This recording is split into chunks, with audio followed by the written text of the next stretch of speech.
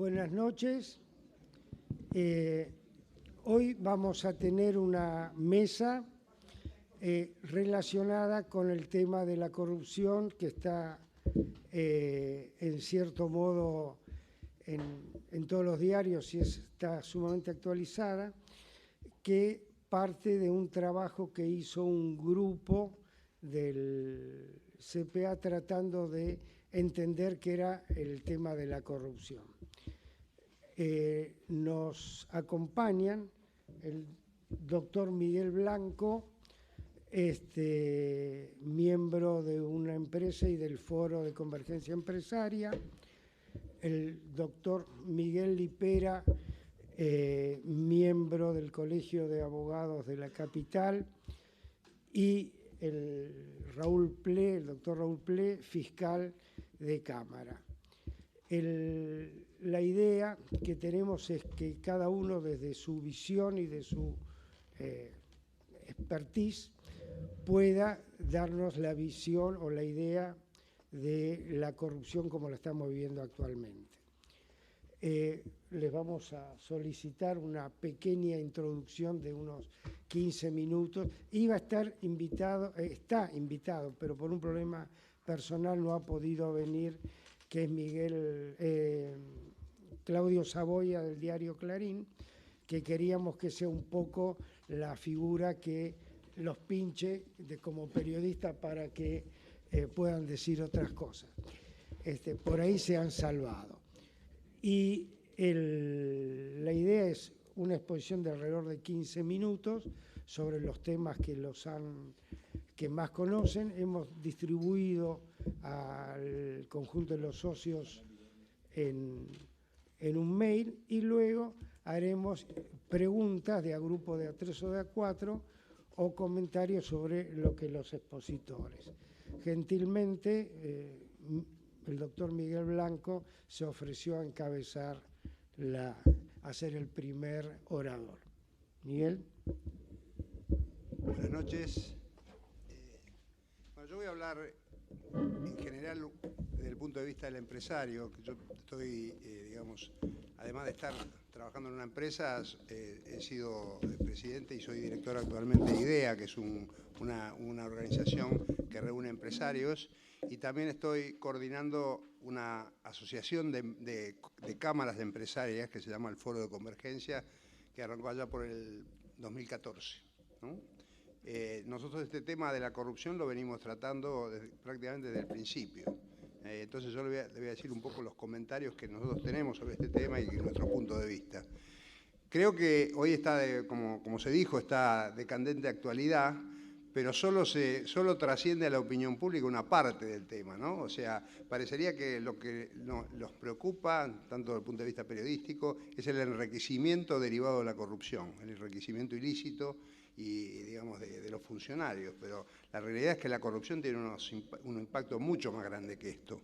Hay que mirarlo en forma mucho más integral, ¿no? Porque afecta muchas partes, adicionalmente al enriquecimiento de los funcionarios. Hay un trabajo que hizo en el 2014 la OSD, con una task force sobre corrupción, que dice que si la corrupción fuera una industria, sería la tercera industria del mundo, y que generaría alrededor de 3 trillones de dólares, digamos, de ingresos, y sería el 5% del PBI mundial. Esa es la estimación que tiene la OSD, organismo, digamos, que reúne a los países más desarrollados, donde nosotros queremos entrar ahora.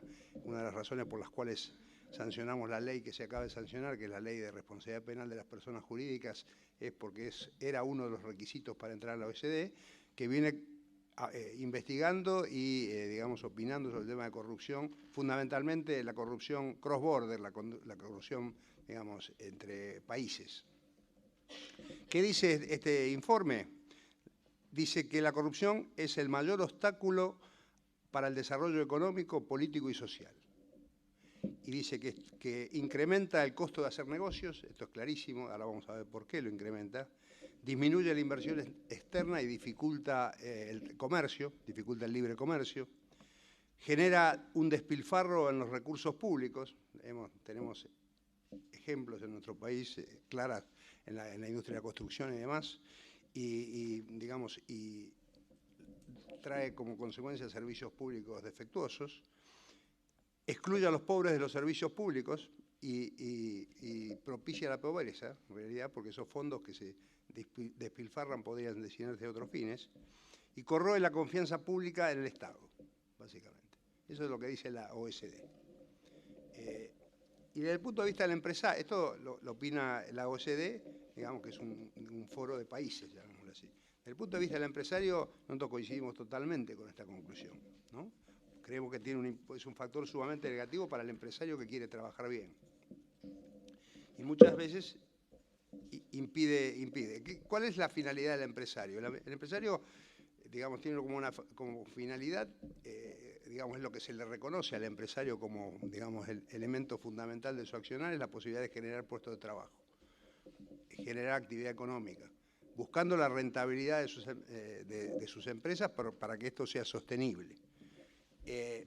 Y además que con esa rentabilidad pueda pagar los impuestos que ayudan a sostener, digamos, a todas las digamos, funciones básicas del Estado, que son la seguridad, la salud, la educación.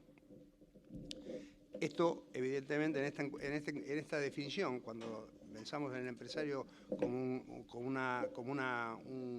factor que combina capital, trabajo y trata de con eso generar actividad y generar puestos de trabajo, y manteniendo el medio ambiente, haciendo una digamos, empresa sustentable que venda productos y servicios que puedan ser consumidos adecuadamente. En esto no entra la corrupción como definición. Y si vamos al caso específico de lo que le genera la corrupción, podemos decir que dónde está presente la corrupción en el ambiente empresario o en el día a día del trabajo empresario. Tenemos por un lado los trámites burocráticos innecesarios, lo que es la burocracia que se genera y que genera una serie de, digamos, obstáculos para la gestión, o sea, y genera lo que llamamos nosotros ventanillas de peaje para poder, digamos, generar trabajo. Cuando uno tiene que hacer una habilitación de un comercio o tiene que gestionar una importación o una exportación, todos los sucesivos trámites que se producen generan distintos inconvenientes y necesidad de, en algunos casos, para poder operar, de tener que pagar, digamos, coimas o regalos a los funcionarios que están involucrados. Hay cosas que se están haciendo. Yo voy a ir comentando lo que yo veo que se está haciendo en función de cada uno de estos inconvenientes que se presentan. Yo creo que acá hay dos temas, y creo que de uno de ellos también va a hablar Guillermo, que apuntan a que esto se solucione o se mejore. Uno es la ventanilla única de los trámites. El hecho de que uno no tenga que ir de repartición en repartición o de oficina a oficina para seguir un trámite, que haya una ventanilla única donde se canalizan todo. Eso ya está, digamos, ayudaría bastante a simplificar los trámites. Esto está ocurriendo ya en Capital Federal y está ocurriendo en comercio exterior. Y hay una propuesta para que las provincias lo vayan tomando y las distintas municipalidades también. O sea, el expediente electrónico es otro. El expediente electrónico permite que uno pueda seguir el curso de su trámite y evita el cajoneo, porque uno lo puede seguir electrónicamente y saber dónde está en cada momento. Yo creo que esas dos medidas que están avanzando ayudan para que esto no ocurra. Después tenemos la competencia desleal que generan empresas o empresarios que no cumplen con las reglas, que no pagan sus impuestos, que evaden. Ejemplo, digamos, que tenemos hoy es digamos, el caso de la retención de impuestos a los combustibles de un empresario muy conocido, ¿no? Estamos hablando de cifras siderales y que con esa masa de fondos, además de los aportes retenidos, digamos, o las contribuciones retenidas, financió compra de empresas. Y si vamos ayer estuvimos en la conferencia de la Unión Industrial y el administrador de ingresos públicos mencionó que en este momento hay planes de pago de impuestos por impuestos omitidos o atrasados, 1.300 planes, 1.300.000 planes, con un monto total adeudado de 220.000 millones de pesos. 220.000 millones de pesos es un tercio de los préstamos bancarios que hay hoy en este momento. O sea que hay, digamos, esto es lo que está financiando el Estado a estos empresarios que no pagan impuestos. Ni hablar los que no pagan nada directamente, que no están en este grupo. Estos son los que, digamos, de alguna manera están dentro del zoológico y que han dejado de pagar y por algún motivo y se los estamos financiando. Pero hay muchos otros, se habla de un 40% de la economía que está fuera de este sistema. Y esto obviamente afecta, por un lado, genera una mayor presión impositiva sobre los empresarios que sí pagan, ¿no? Estamos en una presión impositiva que es récord en la historia argentina y que está 10 puntos arriba de lo que están nuestros competidores de la zona, ni hablar de los países desarrollados. O sea que todo eso obviamente obstaculiza el accionar del empresario. Después tenemos el caso de normas confusas o no escritas, digamos que también dificultan y generan también un ámbito de corrupción. Esto ha ocurrido digamos, en el último gobierno con todo lo que se relacionaba con el comercio, o sea, que derivaba de la discrecionalidad del secretario de Comercio en su momento, y hoy está todavía vigente la ley de abastecimientos, donde que se sancionó en el gobierno anterior, que todavía no se ha derogado, pero que, por ejemplo, le da la posibilidad a funcionarios públicos a decidir sobre, digamos, porcentajes de rentabilidad, sobre costos, le da sobre niveles de stock, sobre la posibilidad de, digamos, discontinuar un producto o lanzarlo a la venta, y todo esto queda a discreción del funcionario. Todo este tema que es discrecional también es un ambiente que genera corrupción. Tenemos, por otro lado, las licitaciones con cláusulas a medida.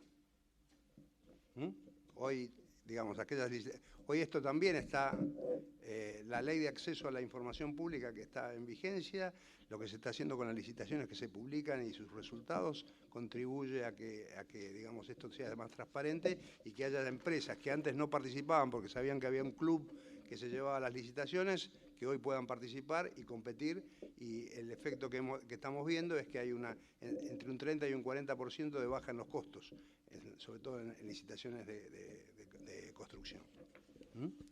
Y por último, bueno, todo esto deriva en servicios públicos deficitarios, infraestructura, energía, etcétera, que aumentan el costo de hacer negocios.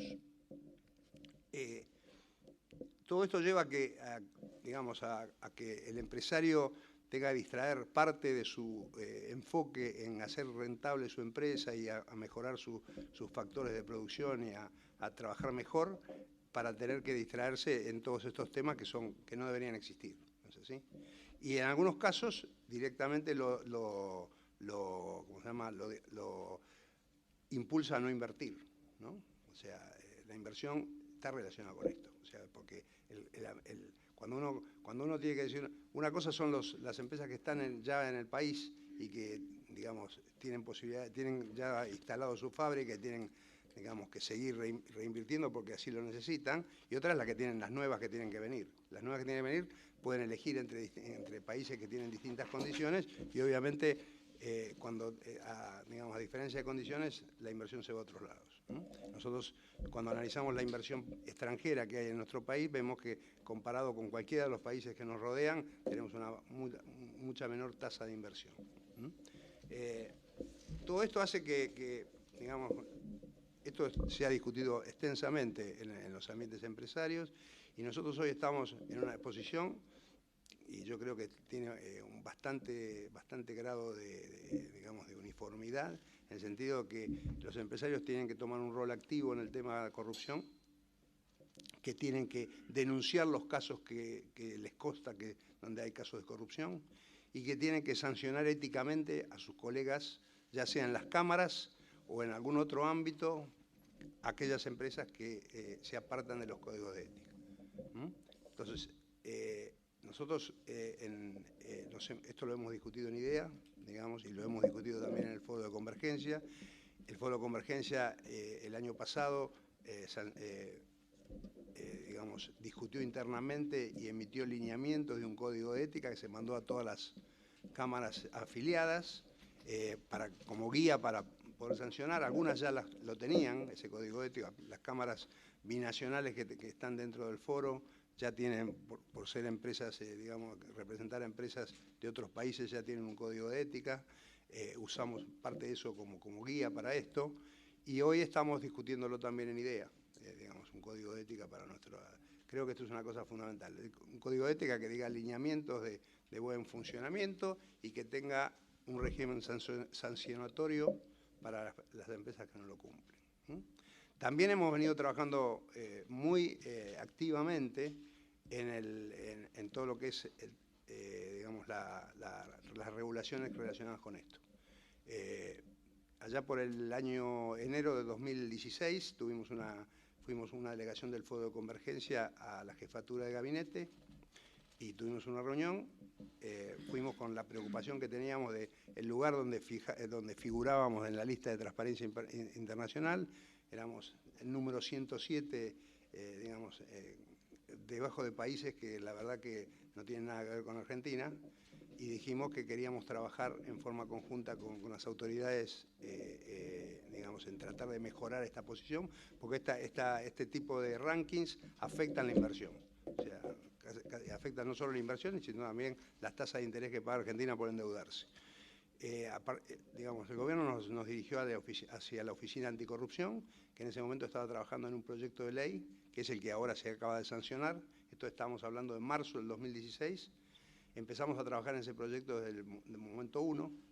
Digamos, nosotros apoyamos esta ley de responsabilidad penal de las personas jurídicas, con algunos reparos con respecto a cómo se va a aplicar, ¿no? Pero la apoyamos y hemos acompañado, digamos, su discusión durante todas las instancias que hubo, desde la presentación de esta ley a las distintas delegaciones de la OCDE que han venido.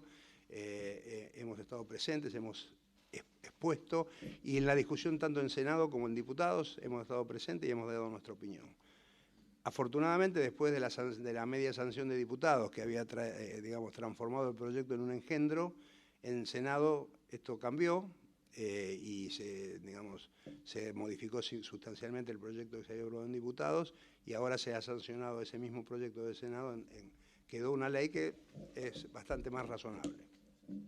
Nosotros estamos de acuerdo que esta ley tiene que ser funcionada, tiene que ser sancionada o promulgada.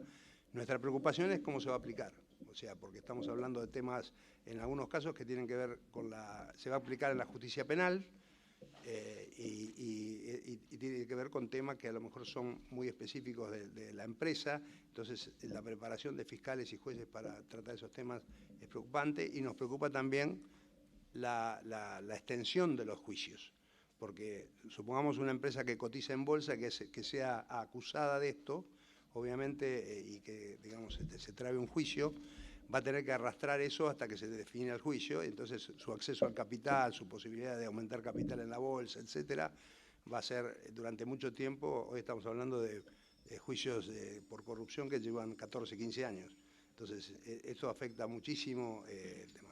O sea, creo que en estos casos se justifica que haya una justicia rápida, ¿no? que decida lo que deben decidir, pero que se acorten los plazos. Es uno de los temas que nos preocupa. Y el otro tema en el que estamos trabajando también activamente, que también es una fuente clara de corrupción, es el tema del financiamiento de la política. Acá, digamos, grupos o empresarios a título individual y como institución han venido trabajando básicamente en 3 grupos que tienen que ver con esto, en 2 activamente y en el otro acompañando. Hoy hay 3, digamos, organismos o ONGs que están trabajando en el tema. Una es la Fundación RAP, otra es Poder Ciudadano y la otra es IPEC. Hay 3 proyectos o 3 papers que cada una de estas entidades ha elaborado. En el caso de RAP, que es donde yo estuve trabajando activamente, participé en varias reuniones por lo de CIPEC también. Es un proyecto que sale de una discusión entre legisladores y empresarios, que lleva más de un año de discusión, y ya hay un documento final con una serie primero de relevamiento de la situación actual y una serie de propuestas para mejorarlo.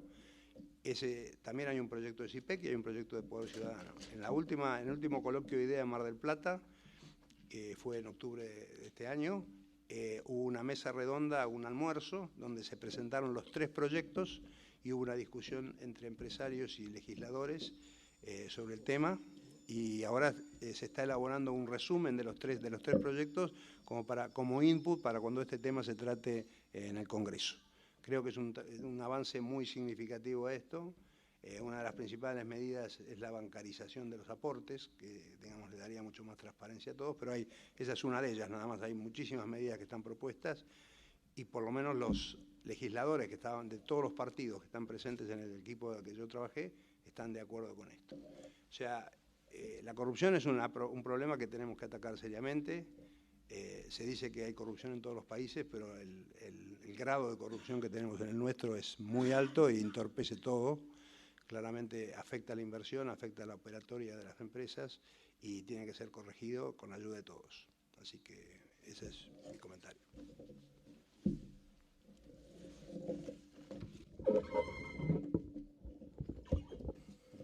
Bueno, buenas tardes, muchas gracias por la invitación, gracias por la amabilidad de escucharnos.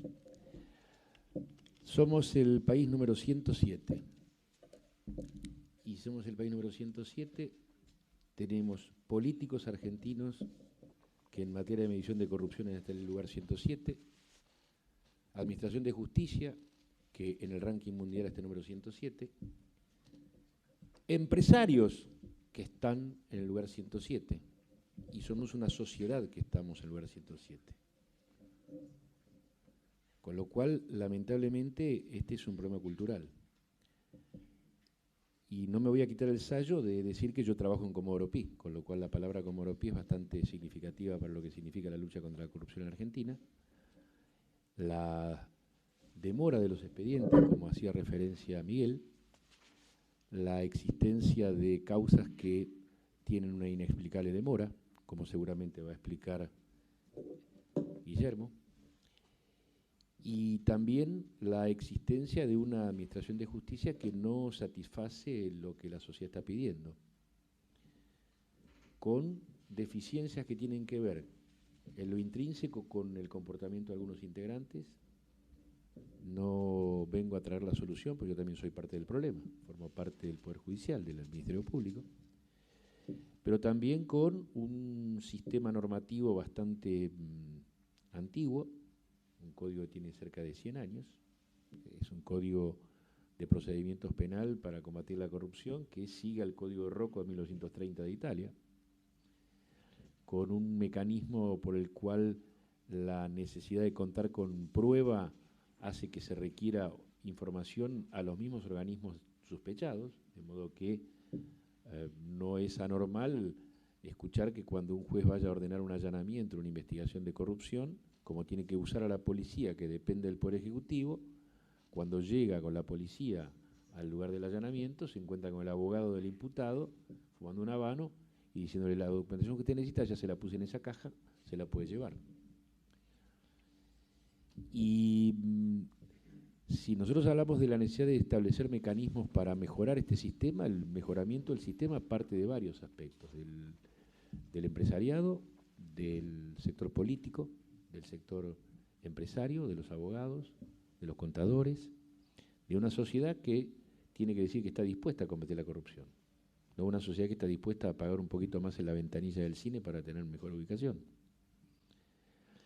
Y lo cierto es que hay una realidad en la OCDE, la OCDE, que es el organismo internacional que está preocupado ahora hipócritamente con relación a la corrupción, porque en definitiva hay que reconocer también que lo que se está haciendo es la necesidad de que exista una normativa muy particular, pero cuando vino la OCDE acá a la Argentina, y si trabajaron en los proyectos de diputados y de senadores, habrán visto que hasta vinieron a visitar a los diputados y a los senadores miembros de OCDE, que en realidad eran lobistas, porque lo que pretendían es que el sistema de imputación penal a las personas jurídicas fuera el sistema de... hay dos sistemas de imputación a la persona jurídica. Uno que se llama el vicarial, que significa que cuando se comete un delito en nombre, en representación o en beneficio de una sociedad, la sociedad también tiene que responder penalmente.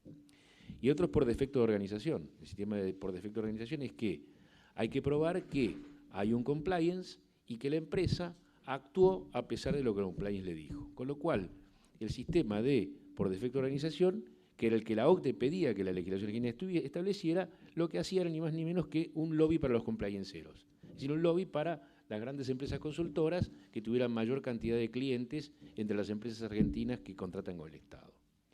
Con lo cual me parece que también es bastante hipócrita.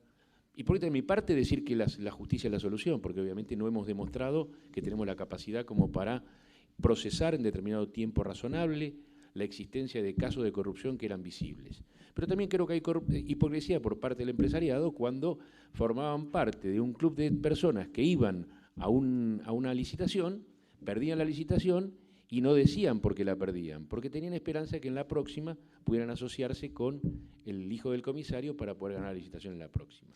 Y lamentablemente, o probablemente también por una cuestión de temor, porque esto también es estrictamente cierto. Sí, había empresas que podía existir cierta represalia con relación a si denunciaban un caso de corrupción, si efectivamente podían o no podían en lo sucesivo intervenir.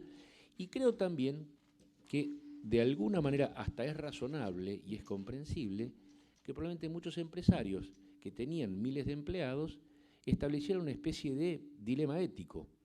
O voy contra mis principios y pago una coima, y por tanto, de alguna manera mantengo a mi empresa, o mantengo mis principios pero dejo sin trabajo a miles de trabajadores, porque obviamente voy a dejar sin trabajo. Si efectivamente, como dijo Miguel, uno de los objetivos principales del empresario es generar puestos de trabajo, lo cierto es que socialmente una empresa en un momento determinado de la Argentina, si no pagaba coima, dejaba de tener empleados. Esto es una realidad.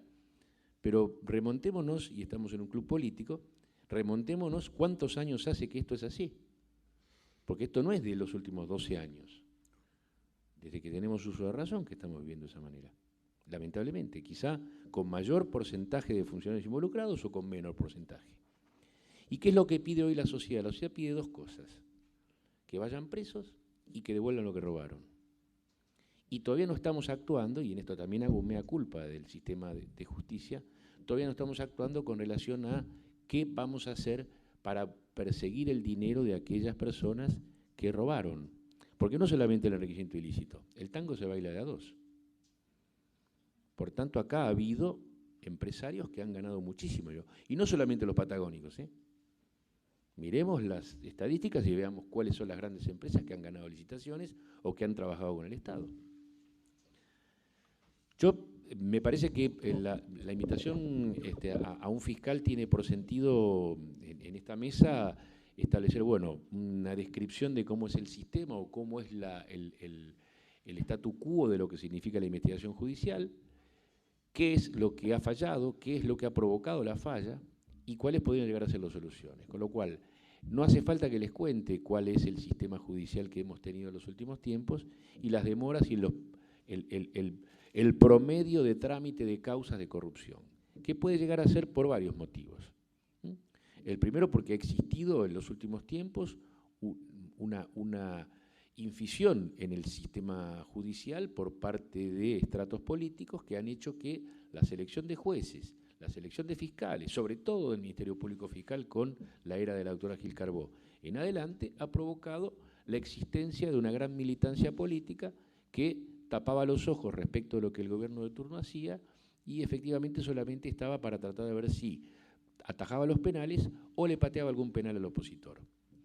Al mismo tiempo, obviamente, una cantidad de integrantes de la justicia que tomaban las cuestiones con un reloj de arena. El procedimiento era con un reloj de arena.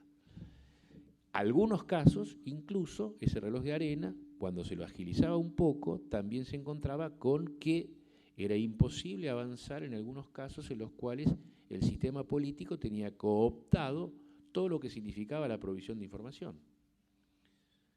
Y el sistema político cooptaba la provisión de información. Hace poco tiempo hemos descubierto, por ejemplo, que era una investigación que hacía el doctor López Vizcayán en el Fuero de lo Penal Tributario, estaba munido de una gran cantidad de información de la AFIP que era toda falsa. El expediente de OTESUR se perdió en personas jurídicas. Y resulta que a los 2 meses de que vino el nuevo gobierno apareció un empleado y dijo, oh, miren, acá está el expediente, estaba atrás de un anaquel, de un mueble del 3er piso del 4º subsuelo. Esto no es casual. Pero también Pero también, ¿esto qué eran? Eran licitaciones. En muchos casos, licitaciones de obra pública. En el caso de Tesoro había hoteleros que perdían clientes porque se los llevaba los hoteles de la presidenta. ¿Y algún hotelero fue a declarar a tribunales? Ninguno. Ni piensa ir, ¿eh? A ver si todavía vuelven. De modo que el sistema de una investigación se nutre de una gran cantidad de información que tiene que ser traída. Por otra parte, los jueces no son investigadores, ni los fiscales tampoco somos investigadores. Somos abogados que guiamos a los investigadores. Los investigadores tienen que ser los auxiliares de la justicia. ¿Y quiénes son hasta el día de hoy los auxiliares de la justicia? La policía, que depende administrativamente del Poder Ejecutivo. Con lo cual, lo que puede pasar es algo muy sencillo.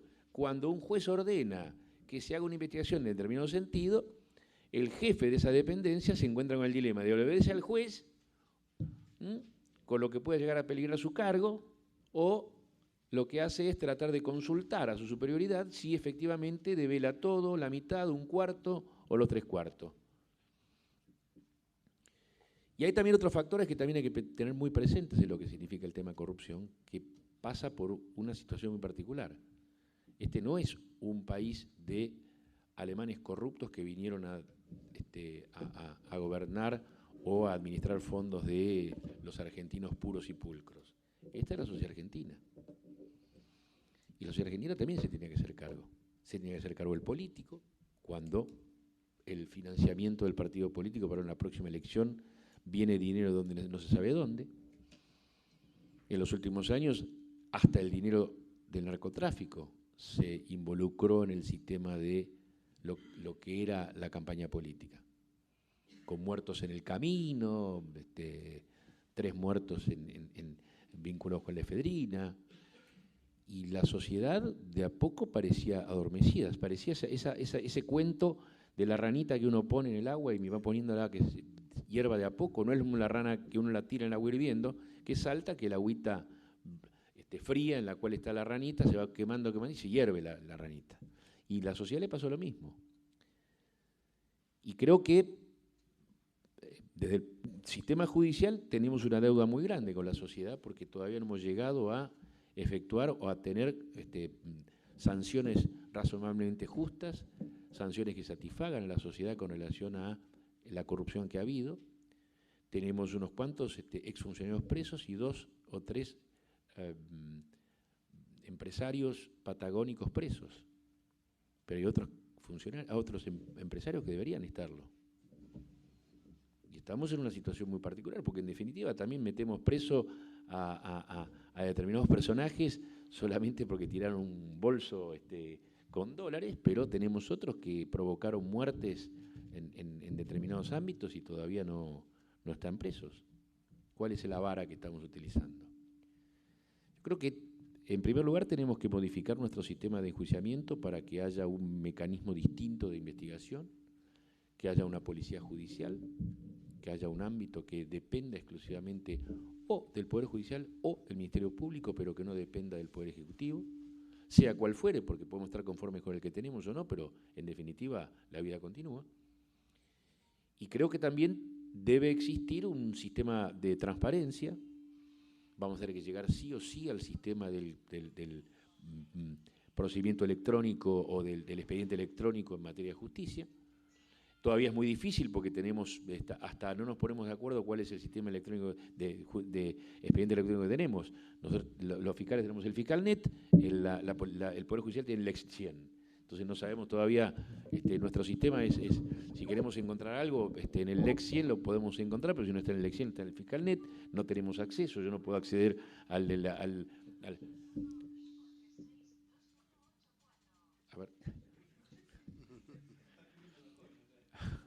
¿Le están pidiendo dinero? Le pido por favor que no. Eso. Bueno, perfecto. Digo yo, me parece que hoy por hoy debe haber un sinceramiento de la sociedad argentina, así como debería haber un sinceramiento de la justicia y que el Colegio de Abogados está haciendo algunas cosas para que ese sinceramiento ocurra, por el Consejo de la Magistratura está aceptando algunas sugerencias de los abogados, cosa que antes no no había permeabilidad, no eran permeables a eso. También creo que es razonable escuchar al empresariado, pero también el empresariado tiene que hacer un poco de mea culpa, porque en definitiva si los culpables son solamente los funcionarios y la justicia y los empresarios no, repito, el tango se baila de a dos. Y creo que, por otra parte, la necesidad de que haya una transparencia tanto en la cosa pública como en la actividad privada, no digo que la Coca-Cola dé su receta, pero que haya cierta transparencia en los procedimientos de la actividad privada, también van a dar, por lo menos referente a la sociedad, una imagen de que efectivamente esta es una sociedad más justa. Porque, Miguel, con todo respeto, yo creo que probablemente vos sí estés pensando en la existencia de una definición del empresario como la que diste, que tiene sentido de generar crecimiento, de generar puestos de trabajo, pero un porcentaje muy grande de empresarios que yo conozco solamente lo que le interesa es la rentabilidad y la ganancia, y punto. Y veamos en el ANSES si efectivamente contribuyen o no respecto a todos los empleados que tienen. Entonces, vuelvo a lo que significaría el mea culpa del sistema de justicia. El sistema de justicia tiene que cambiar esencialmente con un sistema de enjuiciamiento distinto, con un sinceramiento de cuál ha sido el comportamiento de los jueces y de los fiscales en los últimos tiempos, porque obviamente hoy tenemos llaneros solitarios y hasta tenemos justicieros que antes no se los veía. Y es una realidad. Cuando en realidad, cuidado, porque también estamos mirando, a veces miramos a determinados personajes y no miramos a otros, ¿no? Porque en definitiva, hoy estaba mirando que a uno de los jueces a los que más se les pegó en los últimos tiempos en el periodismo, resulta que precisamente era el juez que había ordenado el procesamiento de unos empresarios, precisamente de algunas personas involucradas en la provisión de baterías para el San Juan, y la Cámara Federal de ese momento revocó el procesamiento de ese juez. Entonces tenemos a veces tenemos héroes y villanos que van cambiando de lugar a medida, depende la óptica con la que lo miremos. Tiempo, ¿no? ¿Cuántos minutos me faltan? ¿15, 20? ¿Tengo? No. Bueno, en 5 minutos le doy la palabra. Entonces, digo yo, tenemos que sincerarnos en el sentido en que tenemos que reconocer cada uno de nosotros nuestra mea culpa. Si no arrancamos de ahí, no podemos hacer nada. Creo que efectivamente no se trata esencialmente de normas penales, porque ya las tenemos todas, sino que hay que aplicarlas. Creo que lo que hay que tratar de generar es mayor transparencia. Lo que me parece razonable es sentarnos a la mesa y verificar cómo puede llegar a desarrollarse una investigación ágil, una investigación razonablemente corta, porque a veces una pericia contable lleva mucho tiempo, no solamente una cuestión del juez, sino de los expertos que trabajan para él. Y me parece que también, probablemente una de las posibles recetas que deberían existir, y creo que hay que repensarla, es que pueda haber también, a modo de escabinos, una participación ciudadana en los sistemas de enjuiciamiento penal en juicio oral, como hay en Córdoba, que no hablo del juicio por jurados, hablo de escabinado, hablo de ciudadanos que, aunque sea en minoría, en un tribunal de 5, haya 3 jueces profesionales y 2 escabinos, o 4 profesionales y un escabino, pero que haya participación ciudadana, porque también es necesario que el ciudadano vea lo que significa la administración de justicia, porque no es tan fácil. Desde afuera es fenomenal. La Nata denuncia a la mañana en la radio, a la tarde el Babi Checopar condena y confirma la condena al día siguiente Longobardi en el programa de la mañana. Y a la justicia eso le va a llevar muchísimo tiempo. Entonces me parece que también hay que generar un ámbito en el cual nos pongamos de acuerdo que la cosa como está no va, de que hay que modificarla. Es auspicioso que se plantee la modificación, que se plantee poner en marcha el nuevo Código Procesal Penal. No se ponía en marcha por la señora Gil Carbó. Hoy desapareció ese obstáculo. Habrá que corregir un poco el Código Procesal porque algunas fallas tiene. Hay que corregir la ley del Ministerio Público que está hecha a la medida de la doctora Gil Carbó. Y creo que de alguna manera también debería haber una permanente colaboración del sector privado para con la provisión de información que puedan recoger hacia el sistema judicial. Porque si tienen elementos suficientes como para disponer sanciones éticas de acuerdo a un eventual código ética que se discute en idea, bueno sería saber cuáles son los motivos por los cuales le aplican una sanción ética a un empresario, porque una de esas son elementos que sirven para una investigación penal. Pero bueno, lo importante es después quedar a disposición de las preguntas, con lo cual con esto termino y le doy la palabra a Guillermo, que ¿qué es un escabino? Un escabino es él me pide que defina un escabino. El escabino es un ciudadano que actúa como juez en un tribunal, convocado como si fuera jurado, pero en lugar de ser un juicio por jurados, el ciudadano el tribunal de juicio no es un jurado de 12 personas, sino un tribunal que en lugar de tener 3 jueces, tiene 3 jueces profesionales y 2 ciudadanos que actúan como jueces. Esos son los escabinos. Y por tanto, esos ciudadanos escuchan todo un juicio, son instruidos a través de lo que significaría la norma que debería aplicarse, y por tanto esto daría mayor nivel de participación ciudadana y esto generaría mayor nivel de compromiso de la ciudadanía en la administración de justicia, porque a veces uno dice, este tipo porque lo dejaron preso, a este tipo porque lo dejaron en libertad, a este porque lo absolvieron, a este porque le dan tan poca pena. Bueno, sentate y fíjate. No, lo contrario. Yo quería hacer un comentario antes de darle la palabra a Guillermo, porque probablemente tengo que aclarar la definición de empresario, ¿no? Creo que el empresario es alguien que hace todo lo que yo dije, pero cumpliendo todas las normas legales y regulaciones. Y entonces yo no considero que gente o la opinión pública, digamos, considera empresario sea empresario. Una persona que arrancó siendo un cajero de bancos y en un corto plazo, digamos, siendo favorecido en licitaciones, lavando dinero, etcétera, y no pagando los impuestos, reteniendo, se haya transformado en un millonario, yo no lo considero un empresario, claramente. Acepto que la opinión pública lo considere, nos meta a todos en la misma bolsa, y creo que ahí tenemos un defecto de comunicación. O sea, los empresarios por definición no han salido, y esto se ve, ahora están saliendo a hablar, durante mucho tiempo no hablaron, y tenían que haber hablado. Hoy, digamos, en la discusión de las políticas públicas, los empresarios siempre estuvieron ausentes. Recién hace muy poco tiempo que han decidido, digamos, ponerse a discutirlas y a participar activamente en el debate. A diferencia de lo que ocurre con otros sectores que sí han estado unidos y discutiéndolo, como son los sindicatos, los empresarios nunca lo han hecho. Se han privilegiado el bajo perfil, meterse en su empresa. Estoy hablando de los empresarios, no de los otros, los que se consideran empresarios. Bueno, se va poniendo cada vez un poquito, se va calentando un ambiente a poquito ahora, pero yo, a ver, soy abogado y a la vez hicimos una pyme en la que trabajan 280 personas, con lo cual puedo decir que también somos empresarios, porque tenemos que pagar todos los meses los sueldos a los 147 abogados que trabajan, más todo el personal. El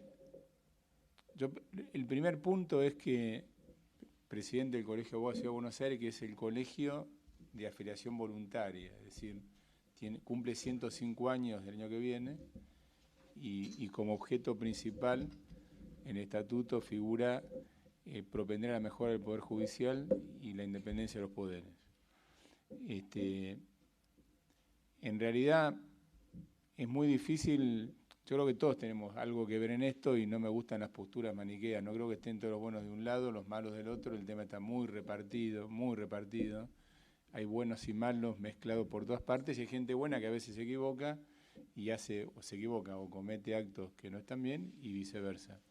De modo que lo que tenemos que generar es un sistema a prueba de todos nosotros, y de manera que genere, que disuada los actos de corrupción de todos, porque también abogados puedo hablar de muchos que nos avergüenza, porque en todo acto de corrupción hay un abogado que está diseñando el tema. Justo estaba leyendo el fallo de Vudú del encarcelamiento, y bueno, uno de ellos cumplía la función de abogado que armaba toda la sociedad. Es decir, tenemos gente honesta y deshonesta en todas partes. Estamos todos mezclados. Entonces tenemos que buscar algo que haga que el sistema sea mejor y que nos vaya generando anticuerpos contra, o nos haga más difícil cometer actos de corrupción, con lo cual Después quiero dejar los últimos 3 minutos al tema de la importancia e independencia del Poder Judicial, avísame, porque creo que es central, pero no me quiero desviar para ese lado.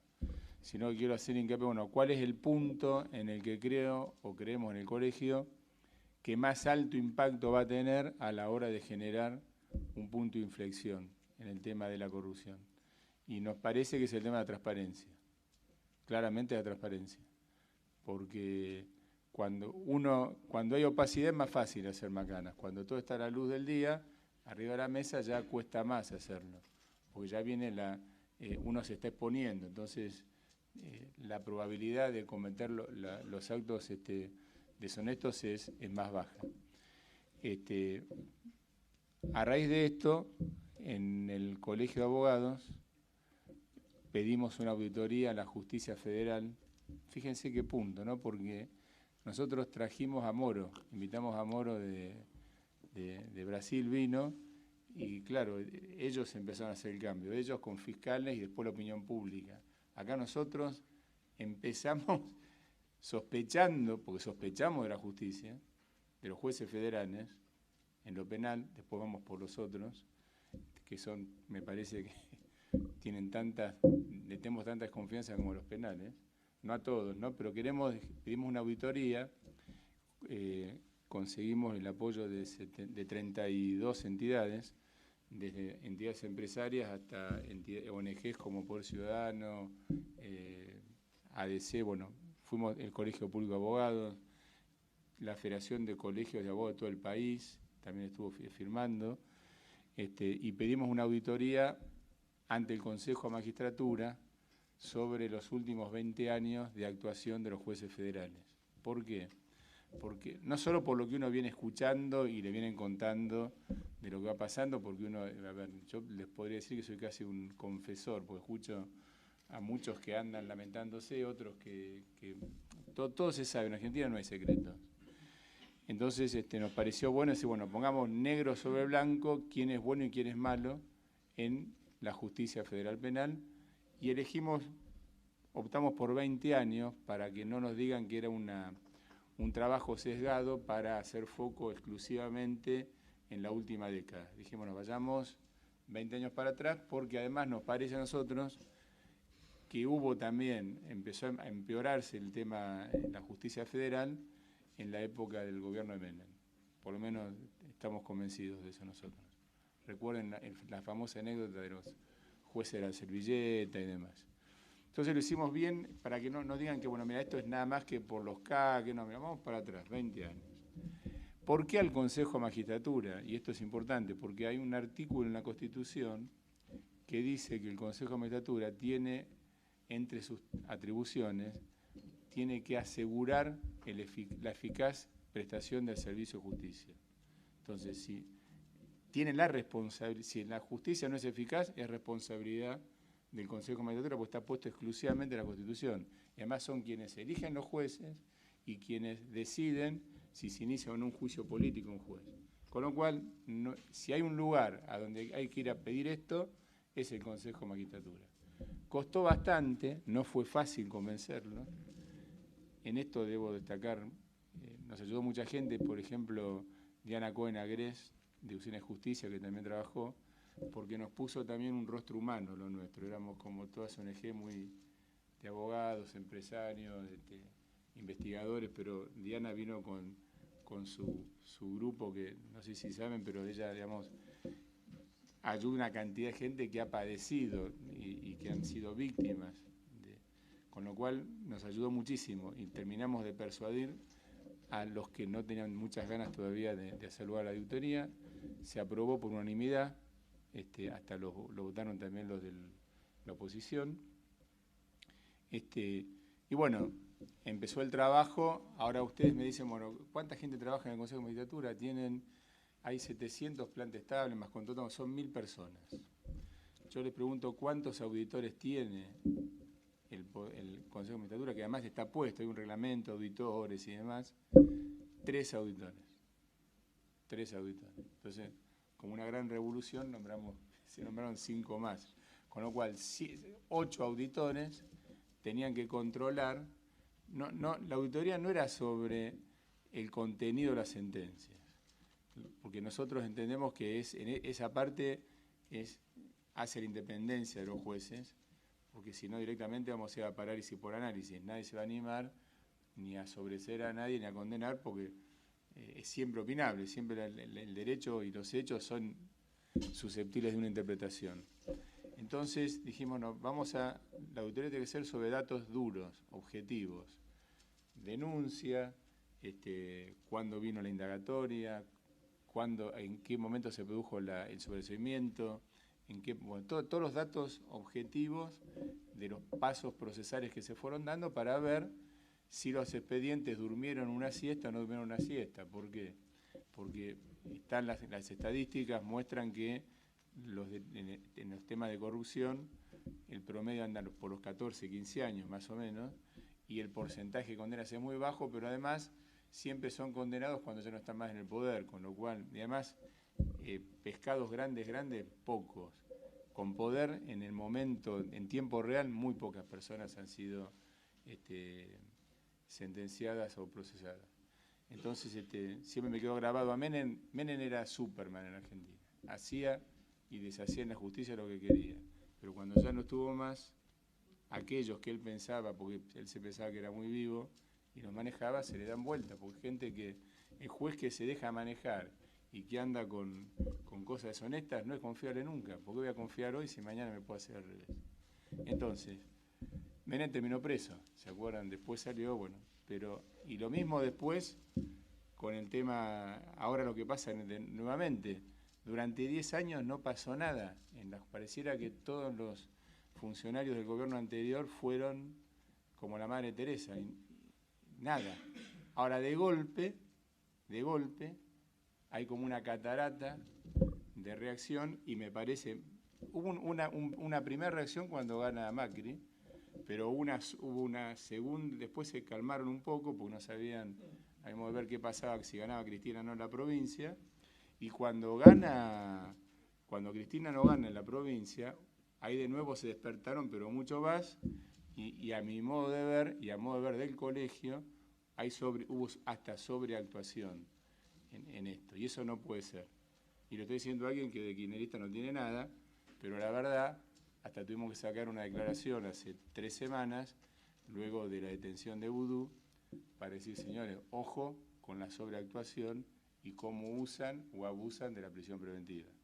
Porque la verdad que hoy es contra Vudú, mañana es contra no sé quién, porque el nivel de subjetividad en la sentencia esa, en virtud de la cual se decide que Vudú tiene que estar detenido, da pánico. Hoy la volví a leer de nuevo antes de venir, pero lo vimos, no sé, en el colegio más de 30 penalistas analizaron el tema. No solo meterlo preso, sino que además lo que hicieron, ese tema de la filmación, que está de moda ahora, a mí nos parece realmente denigrante. A ver, toda persona es acreedora a una dignidad. La dignidad humana tenemos que respetar siempre. Y ojo que no es santo y mi devoción, Vudú, pero la verdad, en ese momento, digo, no podemos exponer de esa manera a una persona que está siendo detenida. ¿Cuál es el límite? Porque después entramos en una cosa que si no se frena, vale todo después. Entonces hay que ir por el justo medio. Entonces, en el tema de la auditoría, ¿cómo viene el tema? ¿Qué pasó con esta auditoría? Ahora voy a dar una solución de cómo nos parece que tendría que ser esto, porque si no cambia, no va a haber transparencia en la justicia. La auditoría no tenía sistemas, como decía recién Raúl, entonces se hizo a mano, es decir, eran formularios con 20 campos, los auditores le entregaban los papelitos a los jueces y los jueces nos devuelven los papelitos firmados el juez y secretario llenando los cuadraditos. Hubo algunos como Casanero que se nos mataron de risa y contestó cualquier cosa. Entonces le pedimos al Consejo que lo intime, porque si no lo hace bien que le ponga la sanción del caso, porque no cumplió, no se desobedece al organismo contralor, no quiso llenar siquiera la información que le habíamos pedido. Entonces, esa información se entregó en el mes de febrero de este año, está a disposición del público y ellos en el Consejo comenzaron a sistematizarlo para cargarlo electrónicamente y lo van a mostrar a mediados de febrero. Le dieron traslado a los jueces para que vean si están de acuerdo con el informe final y las conclusiones. Los jueces los van a entregar tipo 15 de diciembre y el 15 de febrero, si Dios quiere, que es la fecha máxima que ya les hemos puesto, bueno, a ver, publíquenlo, se va a publicar en internet, en todas partes, uno va a poder saber cómo fue el movimiento de cada uno de ellos y nos va a permitir a nosotros hacer la denuncia del caso porque surge clarito por lo que hemos visto. De hecho, ya nosotros en paralelo fuimos viendo los papeles y entonces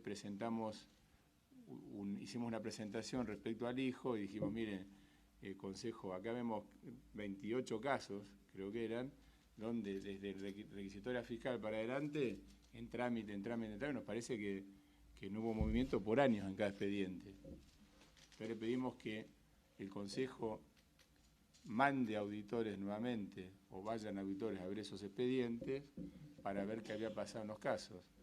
A los 2 días de esta presentación no fue una denuncia, lo único que hicimos, porque además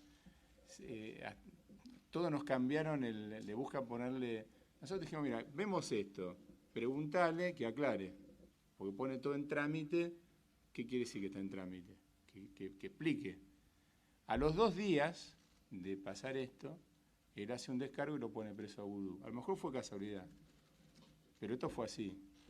Y sé que me están filmando, no tengo problema porque vamos a seguir, porque la verdad que nosotros le pedimos el juicio político a Gil Carbó, tuvimos mucho protagonismo en el tema, iniciamos la investigación en el caso de Freiner, gracias a la prensa, acompañamos un artículo Santoro en el Consejo y le pedimos que investiguen la verisimilitud o no de lo que decía Santoro, porque si era cierto era gravísimo, y eso fue lo que motivó todo el juicio político. Además tuve que ir como testigo por haber firmado Pero a mí me dolería mucho que todo esto termine solamente con la renuncia de Gil Carbó, la remoción por juicio político de Freiner y queden una cantidad de pícaros dando vuelta en el Poder Judicial.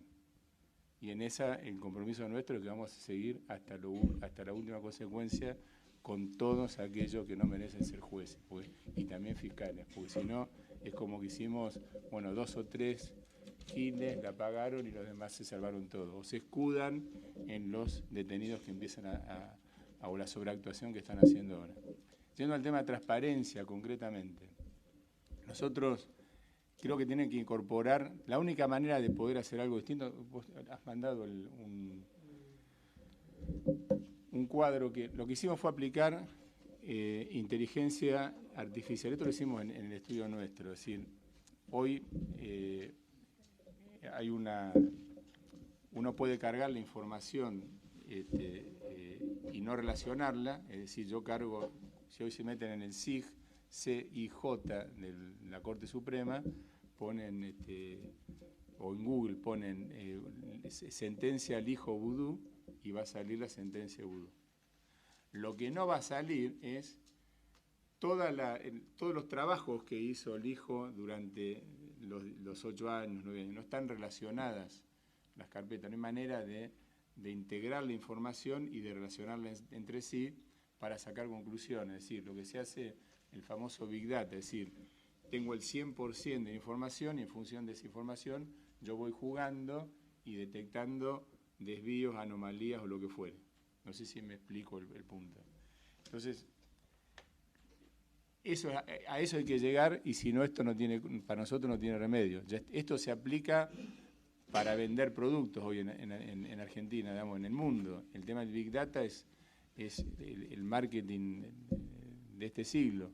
Entonces, aplicamos el tema de Big Data, de inteligencia artificial, en las sentencias y en las resoluciones judiciales y cargamos ya más de 200.000, le enseñamos a los robots a leer para que puedan hacerlo más rápido y detectar las palabras claves y el cuadro que les mandamos es una experiencia piloto, no necesariamente está exacto pero quería mostrarle algo como para que se den una idea de qué significaba, que lo que hace es sobre 4.000 casos en temas de responsabilidad civil, es decir, juicios de daño, accidente de tránsito. Generalmente en la perpendicular, es un cuadro, ¿no? Perpendicular y la horizontal. Entonces, en la perpendicular se ponen todos los rubros, daño moral, daño físico, daño psicológico, y después con colores, acá abajo están las salas, y en colores, el que es verde es que paga menos, el juez evalúa para ese rubro menos de 200.000 pesos, y llego al colorado que es más de 800.000. Es decir, lo que termino viendo es que para un mismo rubro, en la misma Ciudad de Buenos Aires, distintas salas, unos le ponen hasta 200.000 y a lo mismo el otro le pone arriba de 800.000. Es decir, hay una diferencia, paga 4 veces más. Entonces, uno aprieta en el colorado rápido, uno lo detecta, se mete en el colorado para el rubro que está investigando y le sale toda la información. Ahí empieza a relacionar y los temas de corrupción le sacan en 2 minutos. Por ejemplo, esto mismo se puede hacer para la duración de los juicios, en el caso que hablamos de la auditoría. Entonces saltarían en colorado aquellos que me dicen, mira, la verdad que más de tantos años está durando y todavía no hubo ni sobreseimiento ni pedido indagatoria, un colorado. Uno se mete y le van saliendo los nombres y todo. Hoy es imposible hacer eso. Pero con este tipo de trabajo, en 2 minutos, uno detecta qué está pasando, cómo están trabajando, cómo están actuando los jueces. Un ejemplo más. Y voy a dar un caso concreto que pasó el jueves pasado.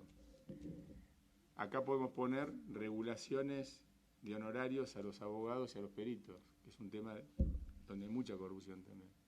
Entonces, va a salir en Colorado para el mismo tema uno paga 10 veces más que otro, o 20. Entonces uno empieza a trabajar y dice, qué casualidad, siempre le paga más este juez a este abogado o a este perito. ¿Y por qué siempre este perito está con este abogado? Un ejemplo. Esto es real y está pasando ahora y vamos a hacer la denuncia del caso. 3 cámaras empresariales, una la Asociación de Seguros, otra la Asociación de Riesgo de Trabajo, de Compañía de Riesgo de Trabajo, y la tercera la Asociación de Compañía de Seguro de Vida, metieron demandas en el 2003 sobre la inconstitucionalidad de una tasa que hay que pagar a los bomberos. Se planteó que era inconstitucional, que es una acción declarativa nomás. ¿Es constitucional o no? No tiene monto el tema. Se pierden las 3 demandas. Las 3 demandas fueron llevadas por el mismo estudio. En una se regularon 40.000 pesos en total. Esto todo terminó ahora, ¿no? Porque duró como 15 años. En otra, 20.000 pesos. Y en la tercera, la de la Asociación de Compañías de Seguro, se regularon 157 millones de pesos. Esto es real. Esto es real. Un juzgado contencioso administrativo federal. Estos señores son los que determinan si cualquier acto administrativo, cualquier que emita el Estado, si es constitucional o inconstitucional. El poder que tiene el contencioso administrativo federal es fenomenal. Y este señor reguló 157 millones de pesos. El perito contador, por hacer un trabajo que no es eso, fue copiar, pero no hubo un trabajo, 17 millones de pesos. Esto es, pero lo grave, es grave esto, pero es más grave que este señor ahora está en una terna para ser camarista, que se aprobó la semana pasada en el plenario del Consejo de Magistratura, y va primero en la terna. Entonces, si esto estuviera funcionando, pues yo también lo que me pregunto es, primero, yo estoy seguro que si él supiese que en tiempo real uno accede a esta información todos los días, yo creo que no le regula 157 millones de pesos, pero ni loco, porque más sabría cuánto están regulando los demás también. Ahora, cuando nadie me controla, nadie me ve, bueno, tuvo la mala suerte que justo tocó un tema que lleva a mi estudio. Entonces, bueno, hay una parte que no quiero contar, porque tuvo mala suerte realmente, porque metió el dedo en el lugar donde no tenía que meter. Entonces, la cantidad de casos que hay como esta. Entonces, el tema, con este tipo de, aplicando la inteligencia artificial, toda la tecnología que hoy tenemos, se acaba en gran medida todo esto. ¿Por qué? Porque va a disuadir de cometer actos. Y empezamos primero por los propios jueces. Porque está bien, lo mismo con la nueva ley de acceso a información. La ley nueva establece que el objetivo es promover la participación ciudadana y el otro objetivo es dar transparencia a la gestión pública, con lo cual todas las licitaciones, incluso hasta van a estar cómo votó cada uno en los organismos públicos, en los directorios, para aprobar o no las contrataciones, ejecución de presupuestos, relación de parentesco de los funcionarios, está todo. A ver, todo está puesto ahí adentro y eso tiene que estar a partir de septiembre de este año en la página de cada organismo y tiene que ser accesible electrónicamente para que cualquier ciudadano, claro, lo pueda ver de manera amigable y relacionar todos los elementos. Es decir, esto mismo, nada más que por el otro lado, con lo cual ahí controlamos a todo el mundo, pues yo voy a controlar a mi competidor, cuánto le pagaron, cuánto no le pagaron. A ver, la típica que le pasa a los estudios jurídicos, que nos hacen participar una cantidad de veces en licitaciones, nada más que para justificar el que ya arregló. ¿Sí? Entonces nosotros directamente, yo no participo más en licitaciones, porque estoy cansado de que me hagan el verso con eso, pues nos ha pasado muchísimo. Es la típica en las licitaciones, te hago pasar, pero vos no ganas, con lo cual esto le va a dar mucha más transparencia a todo y creo que es algo que puede cambiar esto. Ahora nosotros estamos tratando de lograr, ayer lo mostramos en la UIA, nosotros creo que esto hay que convencer al Poder Judicial de que lo tiene que hacer a más. La ley de acceso a información pública establece cuáles son los sujetos obligados a esta información. Dentro de ellos está el Poder Legislativo, está el Ministerio Público, está el Poder Judicial y está el Consejo de Magistratura, con lo cual no hay vuelta, lo van a tener que hacer. Este es un caso, digamos, que creo por donde tendría que ir pasando para decir, bueno, esto nos agarra a todos. También los abogados, pues les cuento, hay una cantidad en su momento con el gobierno anterior, fui al Ministerio de Trabajo a decirle, ¿por qué no van a tal estudio, tal estudio, tal estudio, tal estudio? Porque les pagan en negro los abogados. Entonces uno tiene competencia desleal, les hacen facturar a los abogados. Y en realidad es fraude a la ley. Me dijeron, no, si armamos un lío barro, nos ponemos todos los abogados de punta, claro. Entonces nosotros al final terminamos que tenemos todo en blanco, es un estudio claro, somos caros porque pagamos todas las cargas previsionales. Y otros muy sueltos de cuerpo. Entonces esto va a dar transparencia y todos vamos a poder ver bien quién hace las cosas bien, quién las hace mal. Y listo. El último punto, el tema cultural de la independencia del Poder Judicial. Por un lado, falta transparencia y tiene que cambiar el sistema de nombramiento de jueces, porque todo esto, a ver, no hay un historial. Con esto van a tener historial cuando se hace, y no se tiene en cuenta la personalidad de las personas. Debería haber un curso previo donde uno vea, porque no todo es corrupción, muchas veces falta personalidad también de los jueces, porque de los tres poderes es el más débil. Y lo que no se entiende es que el juez muchas veces tiene que ser contramayoritario y tiene que ir contra la opinión pública.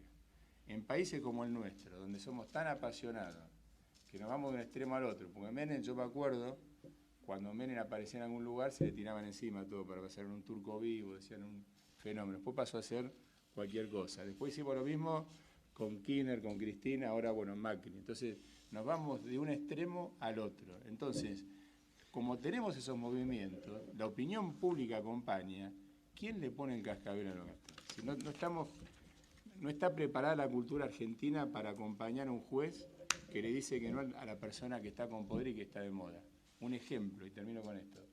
Hay una acordada famosa cuando le hicieron el golpe a Irigoyen, acordada de la Corte Suprema. Le hacen el golpe a Irigoyen y la acordada de la Corte que dijo, legalizó el golpe de Estado porque dijo que quien detentaba el poder estaba legitimado porque tenía el poder. ¿Sí?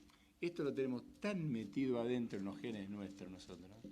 Que tenemos que trabajar muchísimo para ver de qué manera, estoy de acuerdo en todo lo que dijiste vos de las policía judicial, todo eso, adhiero a todo lo que dijo Raúl, pero hay que buscar la manera de blindar a los jueces, así como sacar a los malos y controlarlos, blindarlos para que la gente se banque, que digan que no. Porque es muy difícil en Argentina decirle que no. Uno le vea, métanse en las redes un rato, a mí me divierte meterme, están los dos extremos. Entonces, lo mínimo que se diga contra el que está de moda, ¿qué no le dicen? Entonces vamos a tener que acostumbrarnos a tratar de blindarlos y respetarlos un poco más, porque si no va a ser muy difícil entrar a levantar esto.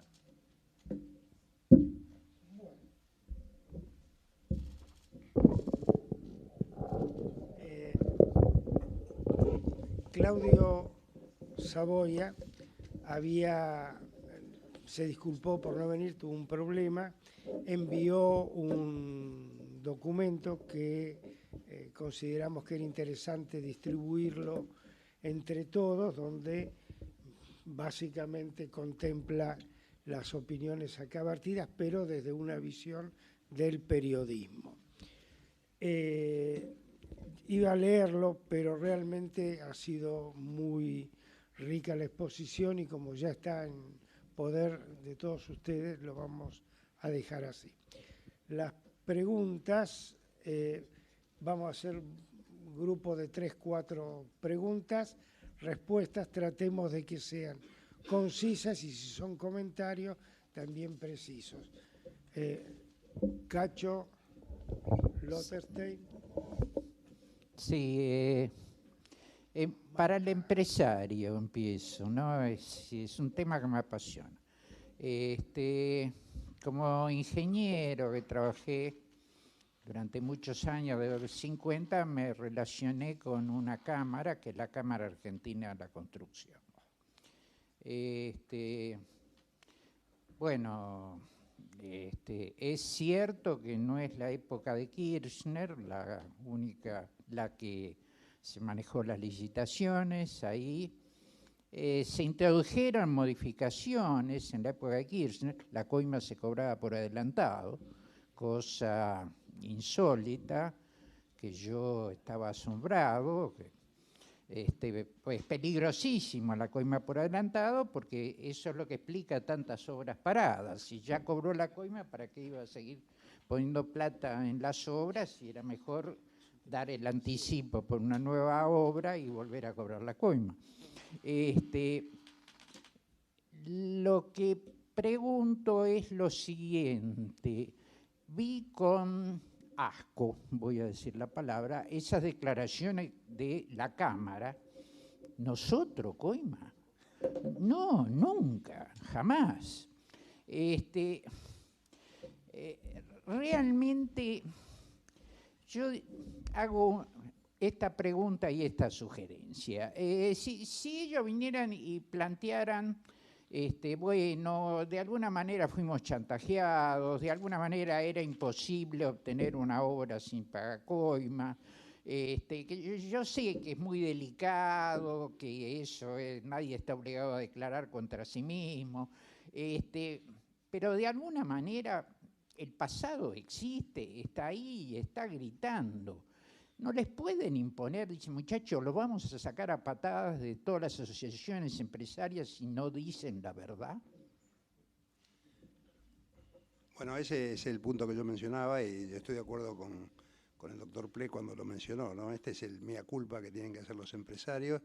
Increíblemente la Cámara de la Construcción tiene un código de ética.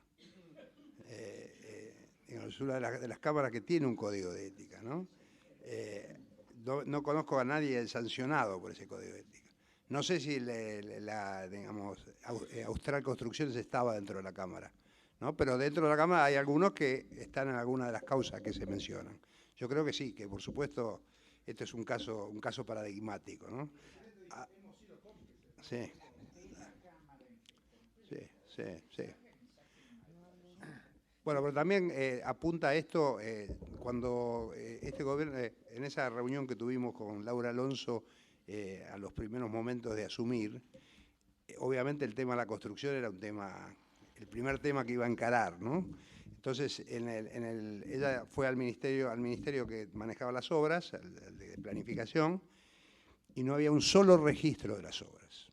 O sea, no había ni una planilla Excel Che, sí, yo diría de hacer Sí, 3, bueno. 4 preguntas y después para ir teniendo un poquito más de agilidad.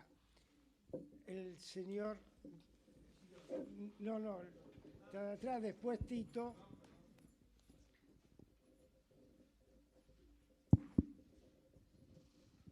Bueno, yo soy Juan Ábalos.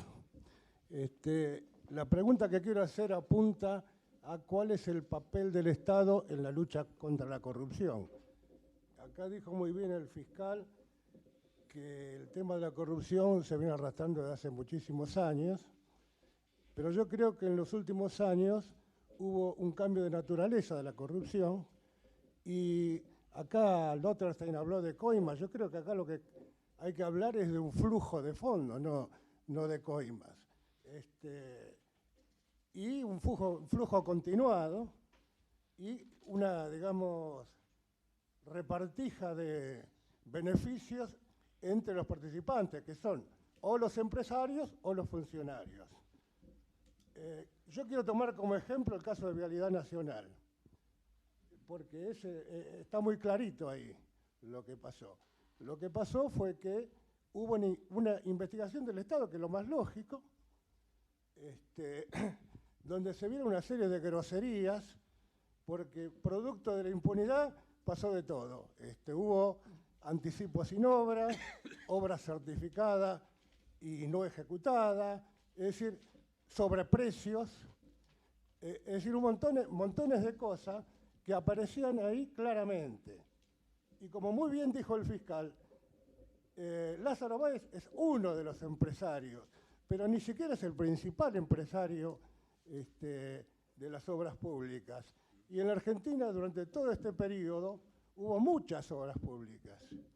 Entonces, el Estado claramente, el gobierno claramente puede investigar, porque tiene los expedientes donde, por ejemplo, si queremos hablar de sobreprecio, simplemente con comparar todos los precios reales con los precios que se terminaron pagando, salta la existencia del sobreprecio.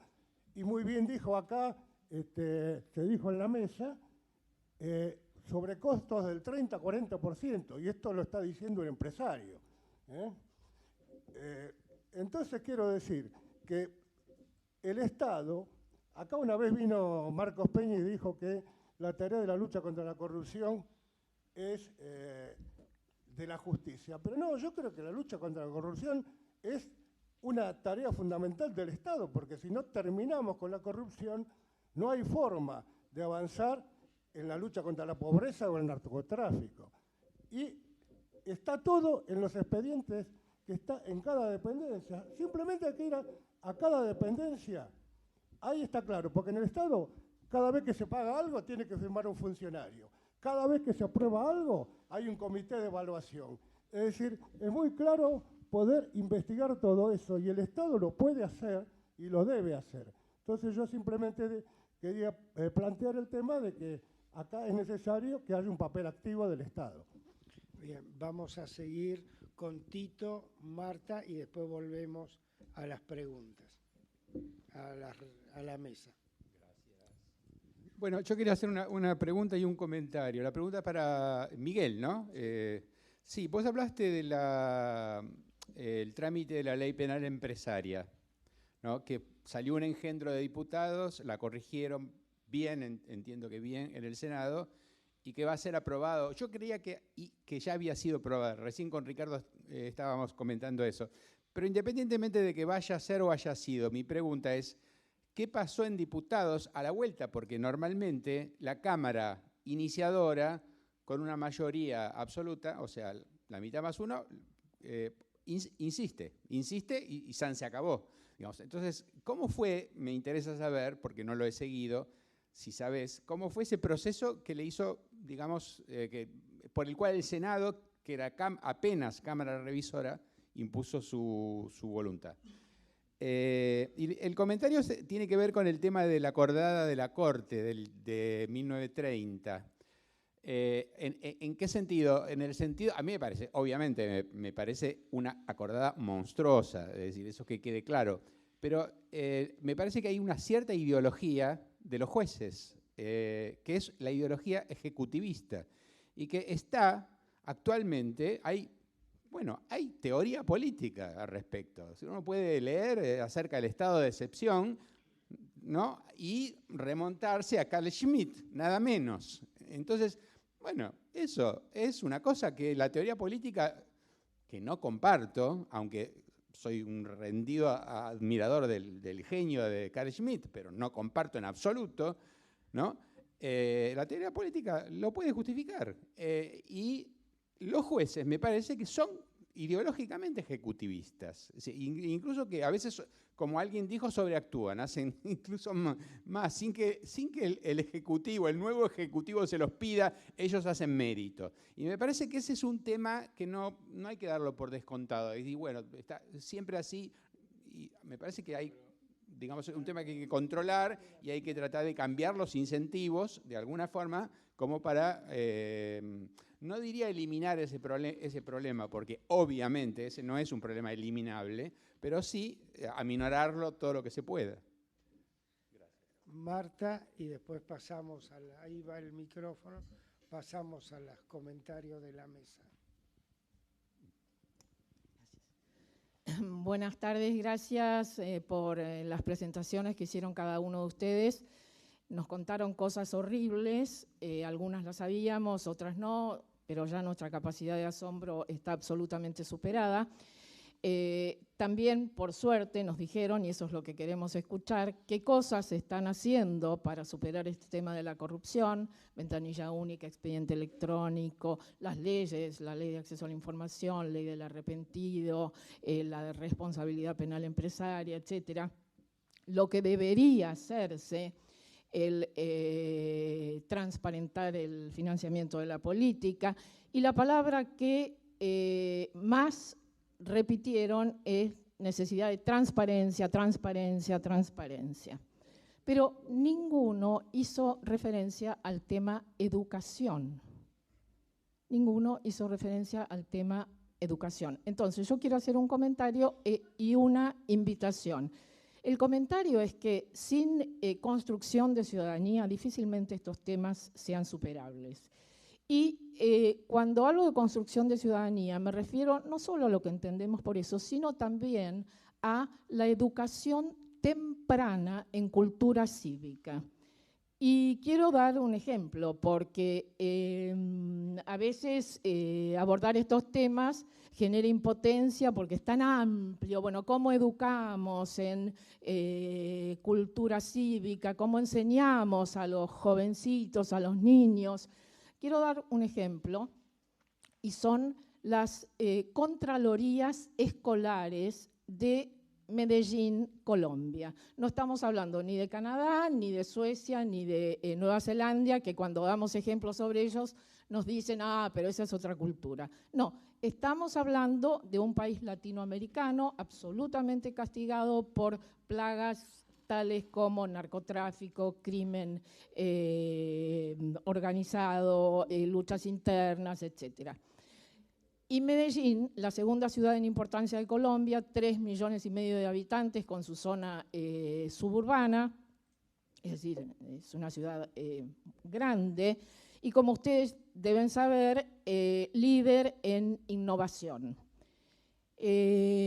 Si han estado en Medellín hace 20 años, 25 años, habrán visto de qué se trataba, y si han estado hace 10 o hace 5, podrán observar los cambios, y esto se debe a una dirigencia honesta, comprometida, que justamente porque sabe que falta un montón, puso su foco en la educación. Y uno de los programas son las contralorías escolares. ¿En qué consisten? Bueno, las escuelas secundarias eligen los alumnos a un contralor escolar entre los chicos de los últimos años de la escuela secundaria y también a un grupo de apoyo para ayudar en la función de este contralor escolar.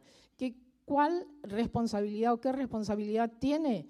La de controlar absolutamente todos los recursos de la escuela, desde los sueldos, los gastos en útiles, los gastos en comedor, las licitaciones, las contrataciones, el cuidado del medio ambiente, etc. Ahora, ustedes pueden preguntarse, ¿pero cómo un chico de 14, 15 años puede hacer eso? Bueno, estos chicos reciben capacitaciones de la Contraloría General de Medellín, ante quien deben rendir cuentas de su gestión. Y a su vez también rinden cuentas de su gestión a la comunidad educativa. Para no extenderme, la invitación es meterse en internet, buscar Contralorías Escolares Medellín, Colombia. Quiero decirles que ya hay más de 500 contralores escolares, se está extendiendo a otras ciudades de Colombia. Y pueden ver, por ejemplo, videos donde hay un personaje que se llama Lupita Contralora. Pueden ver reportajes a chicos que son contralores escolares y que dicen, me estoy formando como ciudadano, estoy aprendiendo a cuidar lo público. Y este programa ha recibido el Premio de Naciones Unidas al Servicio Público, empezó en el año 2010, el premio lo recibió este año, y Naciones Unidas, cuando otorga este tipo de premios, lo hace después de haber estudiado los recursos, la sustentabilidad y la posibilidad de replicar estas acciones en otros lugares. Entonces, la invitación es meterse y ver el tema Contralorías Escolares, y también que cada una de las instituciones a las que nosotros pertenecemos comience a pensar en estos temas y replicar estos programas, porque son cosas muy concretas. ¿Por qué no lo hacemos? ¿Porque es caro? No es caro. ¿Porque no hay recursos? Bueno, ¿es caro en este caso? No.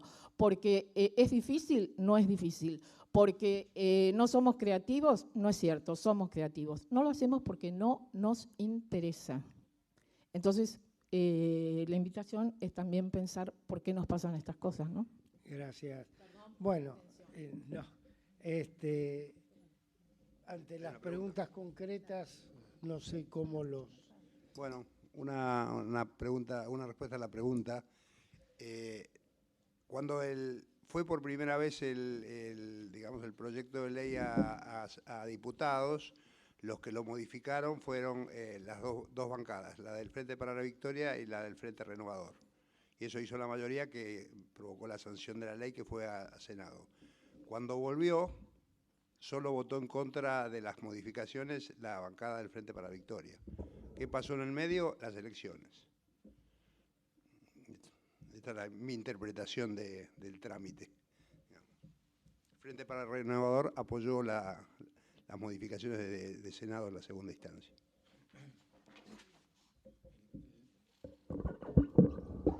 El tema de la Corte, cuando yo cité el ejemplo de la acordada, de la Corte, es justamente una crítica, es decir, no tenemos la cultura de jueces que puedan ir contra el propio poder de turno, que en la esencia del juez están los derechos, yo soy guardián y custodio de los derechos, y aunque cambie un gobierno, bueno, me las tengo que bancar, y ¿qué tenía que haber hecho la Corte? Tendría que haber dicho, mira, esto no va.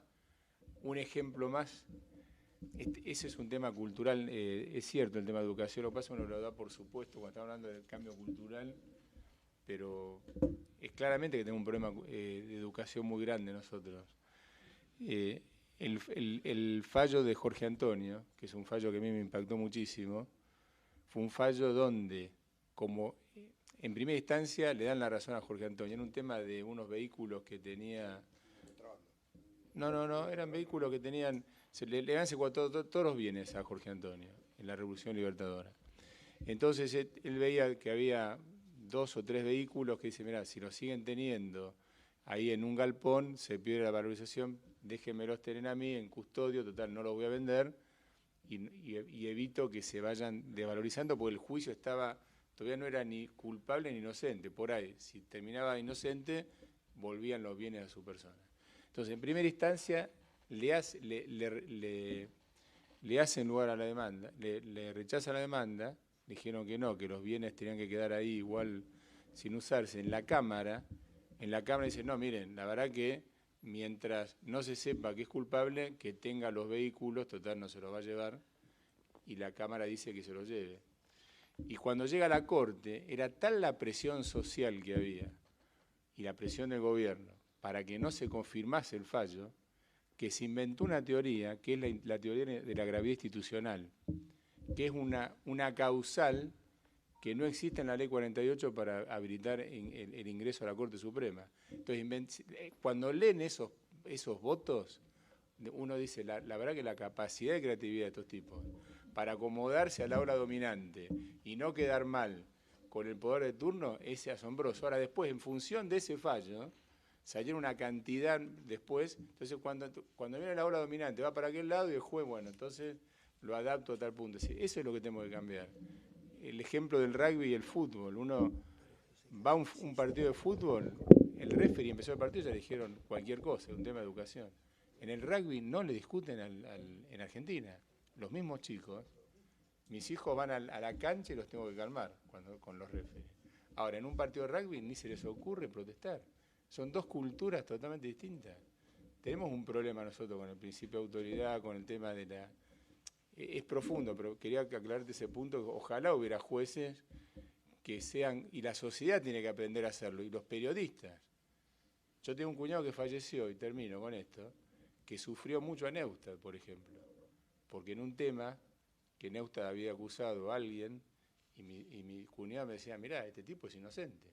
Y Neustadt le hacía bullying por la radio todos los días. Decía, juez fulano de tal, padre de 12 hijos. Lo volvió loco y votó en contra, pero se tuvo que bancar 1 año y medio en la época donde Neustadt era número 1, otro que Longobardi. Tenía toda la audiencia del país y hay que estar en esos momentos. Hay toda una cultura en Argentina que la tenemos que cambiar. Tiene que ver mucho de educación, es cierto, voy a anotar ese programa después para... Pero nos cuesta mucho eso. Nos cuesta mucho enfrentar al poder y la gente se enamora rápido de los personalismos de uno o de otro y cualquiera que vaya en contra de eso viene... Una pregunta me quedó picando por allí. Más allá de que efectivamente yo creo que el tema de educación tiene que ver con lo cultural, ojalá que en Colombia esto dé resultados, porque estaba mirando recién que en Odebrecht también tiene 2 obras, mega obras, que en Colombia pagó una coima por más de 11 millones de dólares, con lo cual, lamentablemente, eso será para próximas generaciones, pero obviamente esto no, desde ya. Es más, me parece correcto. Lo que estoy diciendo es que, en definitiva, también es un problema cultural, porque culturalmente estamos preparados para que el papá delante de su hijo pague la coima en la ruta para que no le hagan la multa. Eso es una realidad. Entonces, me parece que hay un factor cultural que también hace, por ejemplo, que los jueces no acepten capacitación. Los jueces son jueces hasta los 75 años y durante todo el tiempo que están clavados en sus despachos no tienen nunca ninguna actualización, cursos de actualización, ni muchísimo menos. Con lo cual, si bien se supone que al ser un poder contrafáctico o contramayoritario políticamente, sería bueno que siga manteniendo en su cargo, a pesar de sucederse gobiernos que no tienen nada que ver con el que lo nombraron, lo cierto es que también ameritaría que no estemos con sujetos que están sentados allí desde hace 25 o 30 años y no se actualizaron en absoluto, con lo cual el tema cultural es un tema cultural en todo sentido. Pero me quedó picando lo de si el Estado es o no responsable o tiene o no mecanismos para detectar ámbitos de corrupción.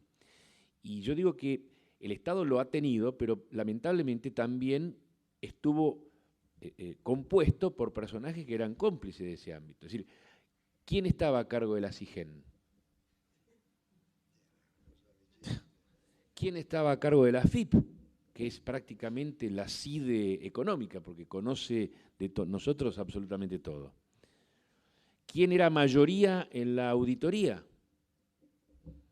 ¿Alguien se acuerda quién era el responsable de la Oficina Anticorrupción durante el antiguo gobierno?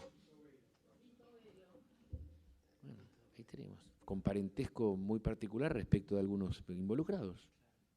Es decir, que obviamente el Estado tiene las herramientas, pero ha sido cooptado también por ámbitos que tenían algo que ver con la corrupción.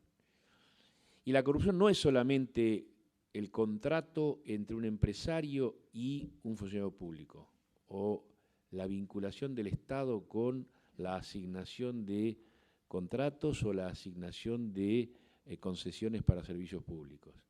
La corrupción también tiene que ver con permitir que pase la droga por la frontera, generar el área libre para la distribución de droga en determinados ámbitos.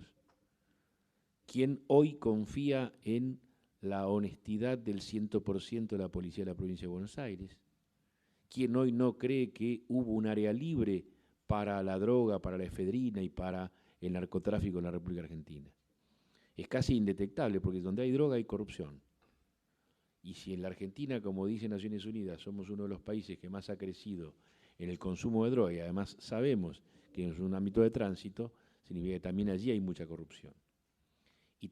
Y ahí es donde precisamente el Estado no tiene mecanismo de control. Claro, sí, lo tiene, la aduana. Entonces, que depende de la AFIP. Yo creo que lamentablemente la Argentina, nosotros hemos caído en un pozo incluso hasta de tolerancia de tal característica que, como decía recién la señora, ya no tenemos capacidad de asombro. Y esa falta de capacidad de asombro también impidió que fuéramos reaccionarios respecto a un montón de cosas. Es una realidad. Y yo solamente voy a recordar una sola cosita que tiene que ver con una experiencia personal, pero yo como fiscal en su momento logré obtener determinado tipo de información por la cual se impulsó la investigación de IBE Banco Nación. El ministro Cavallo, de buena fe, quiero creer que de buena fe, para defenderlo al entonces presidente del Banco Nación, Aldo Dadone, prácticamente los que participamos de la investigación de IBE Banco Nación, decía que nosotros éramos un ariete de la mafia y que estábamos obstruyendo la actividad del ministro, del superministro y de su elenco de hombres honorables. Por suerte, la investigación llegó a que el señor Dadone tenía una cuenta en Suiza de 3 millones de dólares de dinero que había llegado precisamente de la ruta del dinero del contrato de IBE Banco Nación en el proyecto Centenario.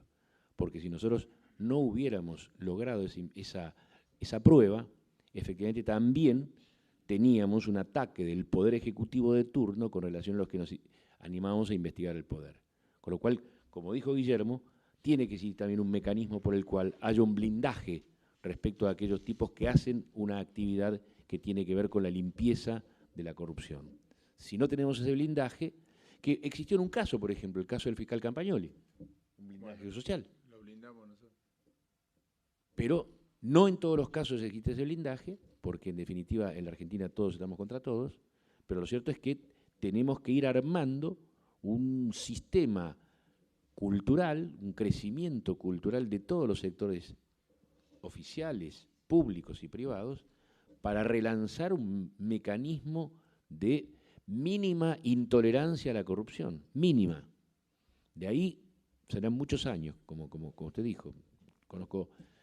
Conocí Medellín, la conocí ya iluminada, ese sector que era esa gran plaza de distribución de droga en Medellín, y lo cierto es que los argentinos tenemos que sí o sí empezar a no mirar a unos contra otros, sino empezar a trabajar de modo conjunto. Yo creo que el Consejo de la Magistratura, por ejemplo, debería estar teniendo cada tanto vinculaciones periódicas con las distintas agrupaciones de la sociedad civil para ver en qué estamos fallando, en qué se puede mejorar, y que cada cual con un poco de modestia y de reconocimiento de que fuimos todos participantes de algo, empecemos de nuevo, porque si no, si seguimos diciendo que nosotros estamos invictos, que nosotros no tenemos nada que ver y que nosotros estamos santificados porque el Papa es argentino, estamos en el horno.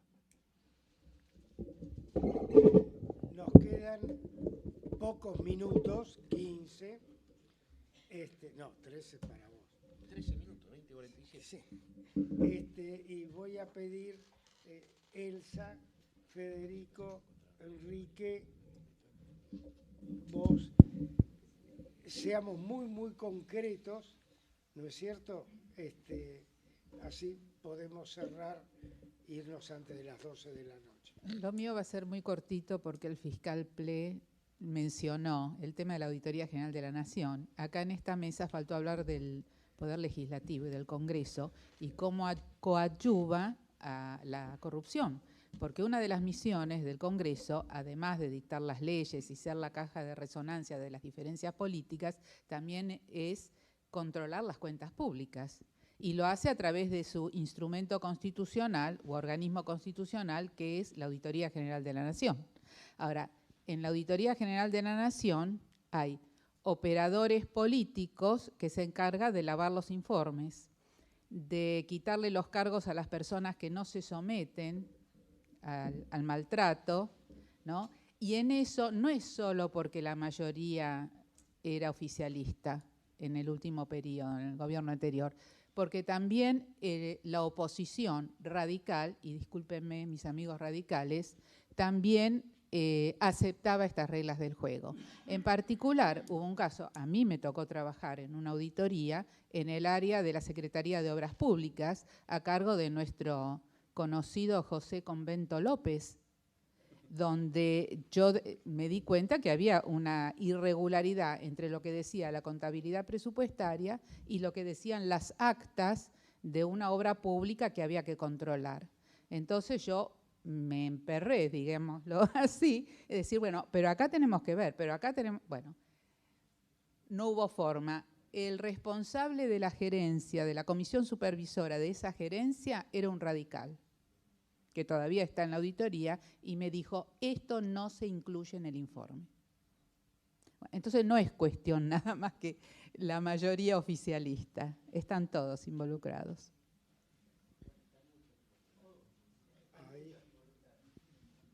Están muchos, sí, perdón. A Federico.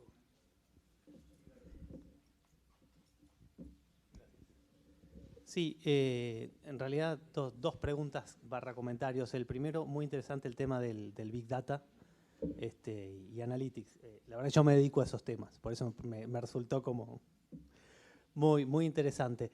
Y desde ahí por ahí entiendo que es difícil que los organismos, digamos, gubernamentales, hay veces se quieran, teniendo enquistada como está hoy la corrupción. Y coincido acá con el fiscal que la corrupción no es solamente la relación empresario-gobierno u obra pública, sino una cuestión cultural.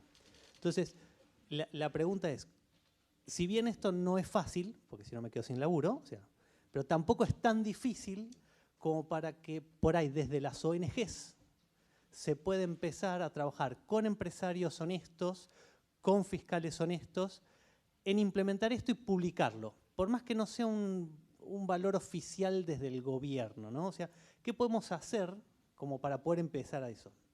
Eso como una cosa. Y como segunda cosa también, me ganaron de mano con el tema de la educación, que justamente lo que yo pensaba es cómo hacemos para cambiar la cultura, ¿sí? Porque la cultura hay que cambiarla desde la base con los chicos, y sí vamos a tardar un montón de años, 20, 30 años. Digamos, como Moisés fue 40 años por el desierto hasta que cambió la generación. Posiblemente acá tengamos que hacer algo así, pero también pienso desde las empresas, desde el Poder Judicial, cómo podemos hacer para no solamente pensar en la educación de los chicos, sino en la educación de los grandes. O sea, cómo podemos empezar a todos participar y obligar, si queremos decirlo en cierto sentido, a las personas de las empresas a tener cierta capacitación cívica y social. En los poderes judiciales, yo no sabía que los jueces no tenían más capacitación, que me parece, sinceramente, como docente universitario, algo atroz, que la gente no se actualice, porque todos los días hay cosas nuevas, desde la informática hasta lo social, hasta formas de educar, hasta todo, formas de gerenciar. Yo enseño liderazgo y negociación en la universidad y cambia. Hace 10 años lo enseñaba distinto a lo que lo enseño hoy. Y como gerente lo aplico distinto. Entonces, la pregunta es, ¿cómo creen ustedes que podemos hacer para implementar este tema del Big Data desde ONGs? Porque por ahí es difícil de lo gubernamental. ¿Y cómo hacemos para desde los distintos empresas y organismos a empezar a educar a los adultos, no solamente a los chicos? Ahí al lado.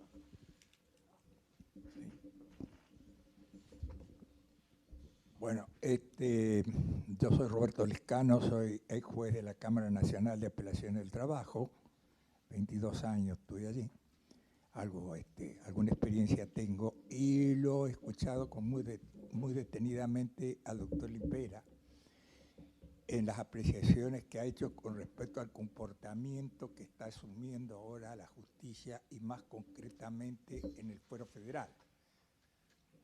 Y me parece que el tema es muy opinable y yo participo plenamente de la opinión que él sostiene desde el punto de vista subjetivo y ético, pero desde el punto de vista objetivo presenta otro tipo de problemas. No es la cuestión de entrar en defensa de todo lo que muchos creímos durante muchos años que no correspondía hacer. Pero resulta que ahora nos encontramos ante un hecho concreto donde hay una serie de sujetos que han delinquido alevosamente con el Estado y bueno, entonces si no lo hubiesen detenido, si no le hubiesen decretado la prisión a Vudú, no hubiera padecido Van der Welle. Es todo un poco relacionado esto, ¿no? Y también hay determinados sectores sociales, sobre todo los más carenciados, que ofrecen un panorama como del 70-80% de gente que tiene prisión preventiva antes de haber sido objeto de condena. Yo esto lo hago respetuosamente y creo que es un tema muy profundo, ¿no es cierto?, para analizar. A título informativo, creo que hay una de las cosas que han quedado perdidas en el tiempo y que el famoso caso Nordenstol, el que más o menos se ha informado de lo que ha pasado en lo laboral, yo creo que uno de los aferes más grandes y destructivos que ha tenido el país. Yo creo que provocó un vaciamiento económico de tal magnitud que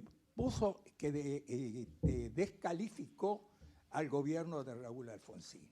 Y sobre eso, claro, no se ha estudiado mucho. Bueno, nada más que eso. Ahí atrás,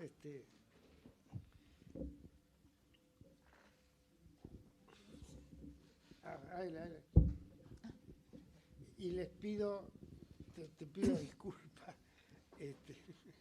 Me da la impresión de que mucho de lo que tiene que ver con la corrupción tiene que ver también con la política. O sea, los jueces, cuando estaba el gobierno anterior, se cuidaban. O sea, no es que movían el procedimiento como corresponde. Ahora se apuran. O sea, ¿cuál es el criterio de idoneidad y de deber ser en cuanto a la que los jueces? El segundo tema, que acá no se mencionó, es el lobby. O sea, el Poder Ejecutivo o los servicios de inteligencia también tienen sus elementos de presión. O sea, no es medio complicado el tema, porque a veces es el Poder Ejecutivo, pero a veces escapa el Poder Ejecutivo y es el CIDE, que no sé si se maneja junto al Poder Ejecutivo o no. Tercero, hay a veces arreglos que no entiendo bien. Aparentemente, Gilles Carbó renunció a cambio de impunidad, no sé si es cierto o no. Si fuera así de cierto, bueno, digamos que éticamente, está bien, políticamente era necesario, pero éticamente no queda muy bien. Y lo mismo es el caso de Ollarvide, que lo dejaron ir, con tal de que se vaya, fue también a cambio de impunidad. O sea, hay casos donde ya el Poder Ejecutivo se ve involucrado directamente y está entonces la necesidad política y la ética. ¿Cómo funciona? Bueno, yo les pido, la verdad, que hacer un pequeño resumen de los temas y de las preguntas que... Me atraganté con la pregunta. Dos cosas. La primera, me parece más que útil que efectivamente haya una responsabilidad empresaria en lo que significa el cambio cultural. No nos olvidemos que eso tiene que cambiar también de cuajo respecto del involucramiento de todos. Porque pasa como en las manifestaciones políticas. Solamente salen generalmente a la calle los díscolos y aquellos que hacen las cosas que deben o que corresponden hacer es la mayoría silenciosa. Y a tal punto que, por ejemplo, yo rememoro que la última fundación que se presentó, una fundación que se presentó como líder en lo que significaba la participación empresaria en la educación acerca del rol social de la empresa era la fundación que manejaba la señora Minichelli y la señora Cascales.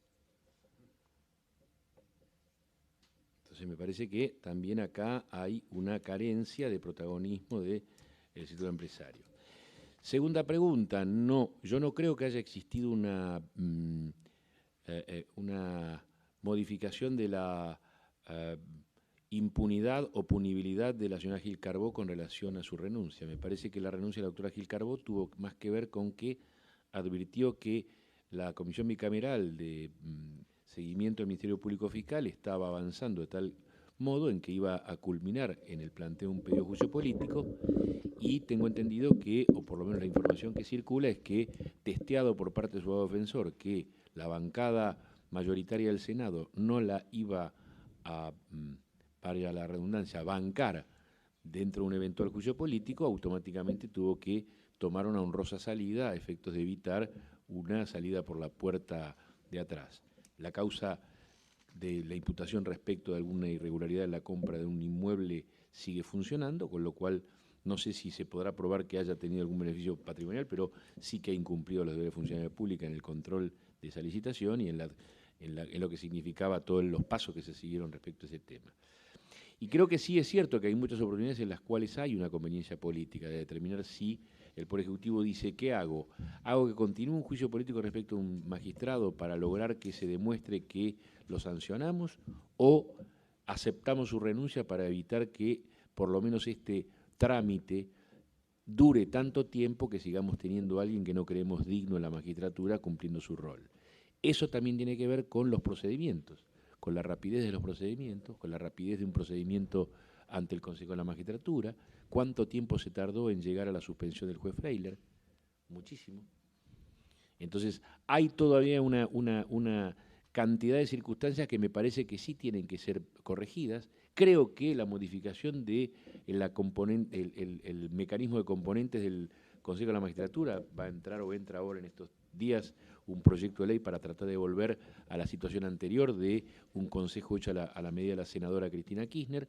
Podría llegar a efectuar una rapidez en los procedimientos que haga que efectivamente ya no haga falta recibir la renuncia o aceptar la renuncia de un juez para evitar el juicio político, sino que se puede decir, no, mire, no le aceptamos la renuncia y que continúe el juicio político. Pero no solamente el caso de Arvide, hubo 6 o 7 casos similares que tienen que ver con un juez de La Plata, según me acuerdo, hace poco un juez el juez Ergot de la capital federal. Hay una gran cantidad de jueces que han renunciado y se les aceptó la renuncia porque por la demora en los procedimientos, lo que nos está pasando siempre respecto de un sistema que ha sido elaborado para que el sistema no funcione. Y creo que nos tenemos que involucrar todos, sector público y sector privado. Si no funcionamos como sociedad de esa manera, el remedio no viene desde arriba para abajo, sino que el poder está en nosotros, el poder está en la ciudadanía, y el poder está en los factores de poder.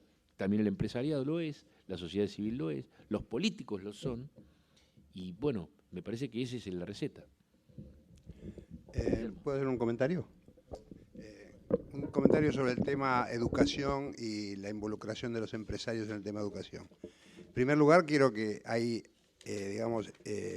ONG formada por empresarios y patrocinada por empresarios y financiada por empresarios que vienen trabajando hace años en el tema educación. Le doy, por ejemplo, 4 que recuerdo en este momento: la Fundación Educando, la Asociación Conciencia, la Fundación Cimientos, United Way. Son todas ONG que vienen trabajando en el tema de educación en distintas formas, becas, asesoramiento de escuelas, etcétera. El Foro de Convergencia emitió en sus bases para la formulación de política de Estado que sancionó o que emitió en el año 2014, está dividido en 3 áreas, temas institucionales, temas económicos y temas sociales. Uno de los 4 temas sociales es el tema educación. A partir de ahí, lo que hizo fue trabajar con 4 muy conocidos educadores. Uno es Juan Llach, otro es Méndez Tronjé, Cecilia Velasco, que hoy está en la función pública, y el otro era, Gustavo Yáñez. Emitimos un documento después de mucha discusión, lo presentamos al ministro de Educación, Esteban Bullrich. el compromiso que salió firmado por 24 provincias, teníamos 5 propuestas concretas de educación en ese documento. El compromiso que salió, se firmó entre las 24 provincias, recoge en un 80% lo que nosotros proponíamos en ese documento. Y venimos trabajando desde que se sancionó ese documento en foros, en distintos foros, que van a tener ahora el 15 de diciembre su última reunión de la primera etapa, en que se discute con educadores, alumnos, directores de escuela, y se discuten temas que están contenidos en ese documento. O sea que venimos, el tema de educación es un tema fundamental para nosotros. Creemos que es el tema base para esto. Y estamos trabajando activamente en esto. Una aclaración. Yo también cuando decía los empresarios, no me refería a los empresarios hacia solamente la sociedad hacia afuera, sino habiendo trabajado en capacitación en empresas, es como capacitando internamente, desde el punto de vista cívico, a cada uno de los empleados. Hoy por hoy las empresas capacitan en liderazgo, en negociación, en temas técnicos, pero internamente, cómo trabajamos como organización para yo capacitar a todos mis empleados, desde el operario hasta el CEO, muchachos. Yo trabajo en una organización que tiene 11.100 personas y eso lo venimos haciendo, entre otras cosas. Y un último comentario muy corto con el tema de control del presupuesto. Hay una buena noticia de que se creó una contraloría dentro del Congreso para el seguimiento del presupuesto, que no existía. Y hoy están dadas todas las condiciones para que se pueda hacer el seguimiento del cumplimiento presupuestario en tiempo real. Porque si con un software que acceda a todos los lugares donde se gasta, se podría controlar en tiempo real. Es un tema de decisión política de implementarlo. Un minuto nomás. Big Data, bueno, ayer lo difundimos en la UI, había 850 personas, hoy acá estamos yendo a todos lados y todos los que se quieran sumar, bárbaro. Cuanto más se trabaje, mejor. Hace 1 año y medio empezamos. Y en el tema de los jueces, justamente ¿por qué queremos la auditoría? Yo empecé diciendo que no están todos los buenos de un lado ni los malos del otro. Esto, lo que no queremos es opinología, me parece que con la auditoría vamos a tener clarito quién cajoneó expedientes, quién no los cajoneó, cuánto tardaron, cuánto no tardaron. Entonces, en el caso de Vudú, por ejemplo, en este caso, no estoy diciendo está mal que lo hayan metido. A mí lo que me llama atención es que la velocidad que lo meten ahora y el expediente viene de la denuncia del 2012. Entonces, para ser muy asertivo, cuando pueda haber expediente completo, voy a ver por qué tardaron tanto en llegar al momento que llegaron. Pero igual, los fundamentos que da son demasiado abiertos que la verdad que le pueden caer a cualquiera. Como precedente, yo no estoy tranquilo con ese tipo de sentencia para una prisión preventiva.